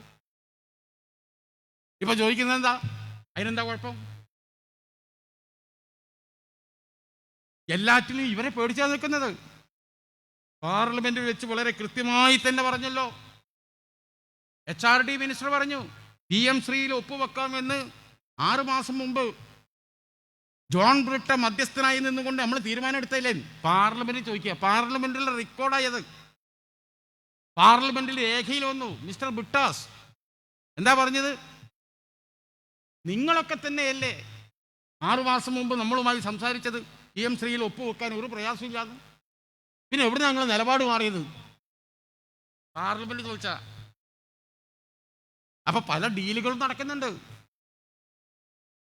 നമ്മുടെ നാട്ടിലെ നിയമവും സംവിധാനങ്ങളും എല്ലാം കാറ്റിൽ പറത്തിയാ അവർ മുന്നോട്ട് പോകുന്നത്. PM ശ്രീ എന്ന് പറഞ്ഞാൽ അതൊരു പ്രിൻസിപ്പൽ ഡിസിഷനാണ്. അത് നമ്മൾ മനസ്സിലാക്കേണ്ടത്. ദേശീയ വിദ്യാഭ്യാസ നയമാണ്. നയപരമായ കാര്യങ്ങളിൽ ക്യാബിനറ്റിനെ തീരുമാനമെടുക്കാൻ പാടുള്ളൂ. നമ്മുടെ സിസ്റ്റം പറയുന്നത് അതാണ്. അഡ്മിനിസ്ട്രേറ്റീവ് കാര്യങ്ങളിൽ മന്ത്രിക്ക് തീരുമാനമെടുക്കാം, പക്ഷെ പ്രിൻസിപ്പൽ കാര്യങ്ങളിൽ ക്യാബിനറ്റിനെ അധികാരമുള്ളൂ. നമ്മളെ റൂൾസ് ഓഫ് റെഗുലേഷൻ അത് കൃത്യമായി പറയുന്നുണ്ട്. അത് ലംഘിച്ചുകൊണ്ടാണ് ഇവരെന്ത് ചെയ്യുന്നത്? കേവലം ഒരു വകുപ്പ് മേധാവി പോയി ഒപ്പിടുകയാണ് ഒരു ക്യാബിനറ്റ് എടുക്കേണ്ട ഡിസിഷൻ. ഇവർക്ക് ഒരു നിയമവും ഇല്ല. ഇതെവിടേക്കാണ് പോകുന്നത്? ഇപ്പൊ ഇവർക്ക് ആകെ തർക്കം കോൺഗ്രസ് തർക്കമുണ്ട്. മുഖ്യമന്ത്രി സതീശനാണോ ചെന്നിത്തലയാണോ ഇതാണ്ടാക്കുന്നു? സർക്കാരിനെതിരെ വരുന്ന ചോദ്യങ്ങൾക്കൊന്നും മറുപടിയില്ല. കോൺഗ്രസ് എന്ന് പറഞ്ഞാൽ എല്ലാ കാലത്തും ആ പാർട്ടിയിൽ ഒരുപാട് എന്താ പറയുക അവകാശവാദങ്ങളും മറ്റൊക്കെ ഉണ്ടാവും. പക്ഷേ തെരഞ്ഞെടുപ്പ് കഴിഞ്ഞാൽ ഹൈക്കമാൻഡ് ഒരാളെ ലീഡർഷിപ്പ് ഏൽപ്പിക്കും. ആ ലീഡർഷിപ്പ് പോരാന്ന് കണ്ടാൽ അതിനെ മാറ്റി വേറെ ആളെ കൊണ്ടുവരും. അത് കോൺഗ്രസിൻ്റെ ചരിത്രം അറിയുന്നവർക്കറിയാം. മുസ്ലിം ലീഗിൻ്റെ സ്ഥാനാർത്ഥികളെല്ലാം ഒരു ഭാഗത്ത് പ്രഖ്യാപിച്ചു കഴിഞ്ഞു. ചാനലിൽ മനസ്സിലാക്കും. സീറ്റ് വെച്ച് മാറുന്നത് തീരുമാനിച്ചു കഴിഞ്ഞു. മന്ത്രിസ്ഥാനം 7ഓ 8ഓ ചോദിക്കും. പല രീതിയിലുള്ള വാർത്തകൾ പിടിച്ചു വാങ്ങുന്നു. കോൺഗ്രസിനെ പിടിച്ചു കുലുക്കുന്നു ലീഗ്. എന്തിനാണ്? ഭീതി ഉണ്ടാക്കുകയാണ്. ഇവിടുത്തെ പേട് ചാനലുകൾ വന്നുകൊണ്ട് മുസ്ലിം ലീഗ് അതാ കൂടുതൽ മന്ത്രിസ്ഥാനം ചോദിക്കും, കൂടുതൽ ഉപമുഖ്യമന്ത്രി സ്ഥാനം ചോദിക്കും, മറ്റേ ചോദിക്കും, ഈ ചോദിക്കും. ഒരു മുസ്ലിം പേടി ഉണ്ടാക്കാണ്. ഇവിടെ മുസ്ലിം ലീഗ് ഭരണത്തിൽ വന്നു കഴിഞ്ഞാൽ ലീഗായിരിക്കും എല്ലാ കാര്യങ്ങളും തീരുമാനിക്കുക എന്നൊക്കെ പറഞ്ഞ് ഭീതി ഉണ്ടാക്കാണ്. പക്ഷെ ഇതൊക്കെ ജനങ്ങൾക്ക് മനസ്സിലായിട്ടുണ്ട്. അതുകൊണ്ടാണ് കേരളത്തിൽ ഇത്രയും വലിയ ഒരു ഇമ്മൻസ് ഭൂരിപക്ഷം UDF ഉണ്ടായത്. നമ്മൾ ചിന്തിച്ചു നോക്കി, മലപ്പുറം ജില്ല ഉണ്ടായ കാലം തൊട്ട് പ്രതിപക്ഷം ഇല്ലാത്തൊരു അവസ്ഥ എന്ന് പറഞ്ഞ് ആലോചിക്കുന്നത്. എന്നിട്ടും അതിൻ്റെ പദവികൾ ഓരോരുത്തർക്ക് കൊടുക്കുമ്പോൾ ലീഗ് കാണിക്കുന്ന സൂക്ഷ്മത നോക്കിയങ്ങൾ. വനിതകൾ, നമ്മുടെ വൈസ് പ്രസിഡന്റ് വനിതയാണ് അല്ലേ? നാളെ അവിടെ വരുന്നുണ്ട് സ്മിതി. ജനറൽ വനിതാ സീറ്റാണ്. PhDയും ഡോക്ടറേറ്റും എടുത്ത ആളുകൾ ജയിച്ചു വന്നിട്ടുണ്ട് വനിതകളായി ഈ ജില്ലാ പഞ്ചായത്തിലേക്ക്. MSW എടുത്തവരുണ്ട്. വലിയ ബിരുദാനന്തര ബിരുദങ്ങളുള്ള വനിതാ ലീഗിൻ്റെയും ഹരിതയുടെയും ഒക്കെ ഉന്നത സ്ഥാനങ്ങളിൽ ഇരിക്കുന്ന എത്രയോ പ്രഗത്ഭമതികളായ മുസ്ലിം വനിതകൾ ഉണ്ടായിട്ടും ഒരു ജനറൽ വൈസ് പ്രസിഡന്റ് സീറ്റിൽ പാണക്കാട് സാദിഖ് അലി തങ്ങൾ നിയമിച്ചത് ആരെയാണ്? ഒരു ഹൈന്ദവ സഹോദരിയെയാണ്. മനസ്സിലാക്കണം. എന്താ അത് കൊടുക്കുന്ന സന്ദേശം? പ്രസിഡന്റായ ഒരു മുസ്ലിം ഉണ്ടാകുമ്പോൾ വൈസ് പ്രസിഡന്റ് സ്ഥാനത്ത് ഒരു ഹൈന്ദവ സഹോദരി, അതൊരു മാതൃകയാണ്. അതും ഒരു ദളിത് സംവരണമാണോ എങ്കിൽ നിവൃത്തിയില്ലാതെ കൊടുത്താന്ന് പറയാം. ജനറൽ സീറ്റാണ്.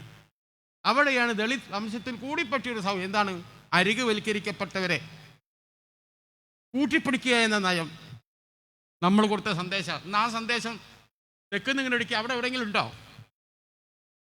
ഈ സമൂഹം വേണമെന്ന്, മുസ്ലിം സമൂഹം എവിടെയെങ്കിലും വേണമെന്ന അഭിപ്രായം ആർക്കെങ്കിലും ഉണ്ടോ? നമ്മൾ ആരെങ്കിലും അത്ര ചോദ്യങ്ങൾ ചോദിച്ചോ? കോട്ടയത്തോടെ മുസ്ലിം ഉണ്ടോ എന്ന് ചോദിക്കാൻ ഞങ്ങൾ ആരെ ചെന്നിട്ടുണ്ടോ? എന്തൊക്കെയാണ് ഇവർ ചോദിപ്പിക്കുന്നത്? മുസ്ലിം സമുദായത്തിൻ്റെ മുസ്ലിം ലീഗിൻ്റെ നേതാക്കന്മാരുടെ പേഴ്സണൽ സ്റ്റാഫിൽ മുസ്ലിങ്ങളല്ലാത്തവരുണ്ടോ? നമ്മൾ എണ്ണി കൊടുത്തില്ലേ? എത്ര പേര് വേണോ? പാണക്കാട് ഹൈദരി തങ്ങളുടെ മുഖ്യ കാരസ്ഥ്യം തന്നെ ആരായിരുന്നു? ഗോപാലേട്ടനാ അല്ലേ? കുഞ്ഞാലിക്കുടി സാഹിബിൻ്റെ സ്റ്റാഫിൽ അദ്ദേഹത്തിന് പ്രൈവറ്റ് സെക്രട്ടറി തന്നെ വിജയകുമാറാണ്. 10ഓളം സ്റ്റാഫുകളുണ്ട് മൂപ്പർക്ക് മുസ്ലിം സമുദായത്തിൽപ്പെട്ടെ. അഹമ്മദിന്റെ സ്റ്റാഫിൽ ആളുകളുടെ പേര് ഞാൻ എണ്ണിക്കൊടുത്തു.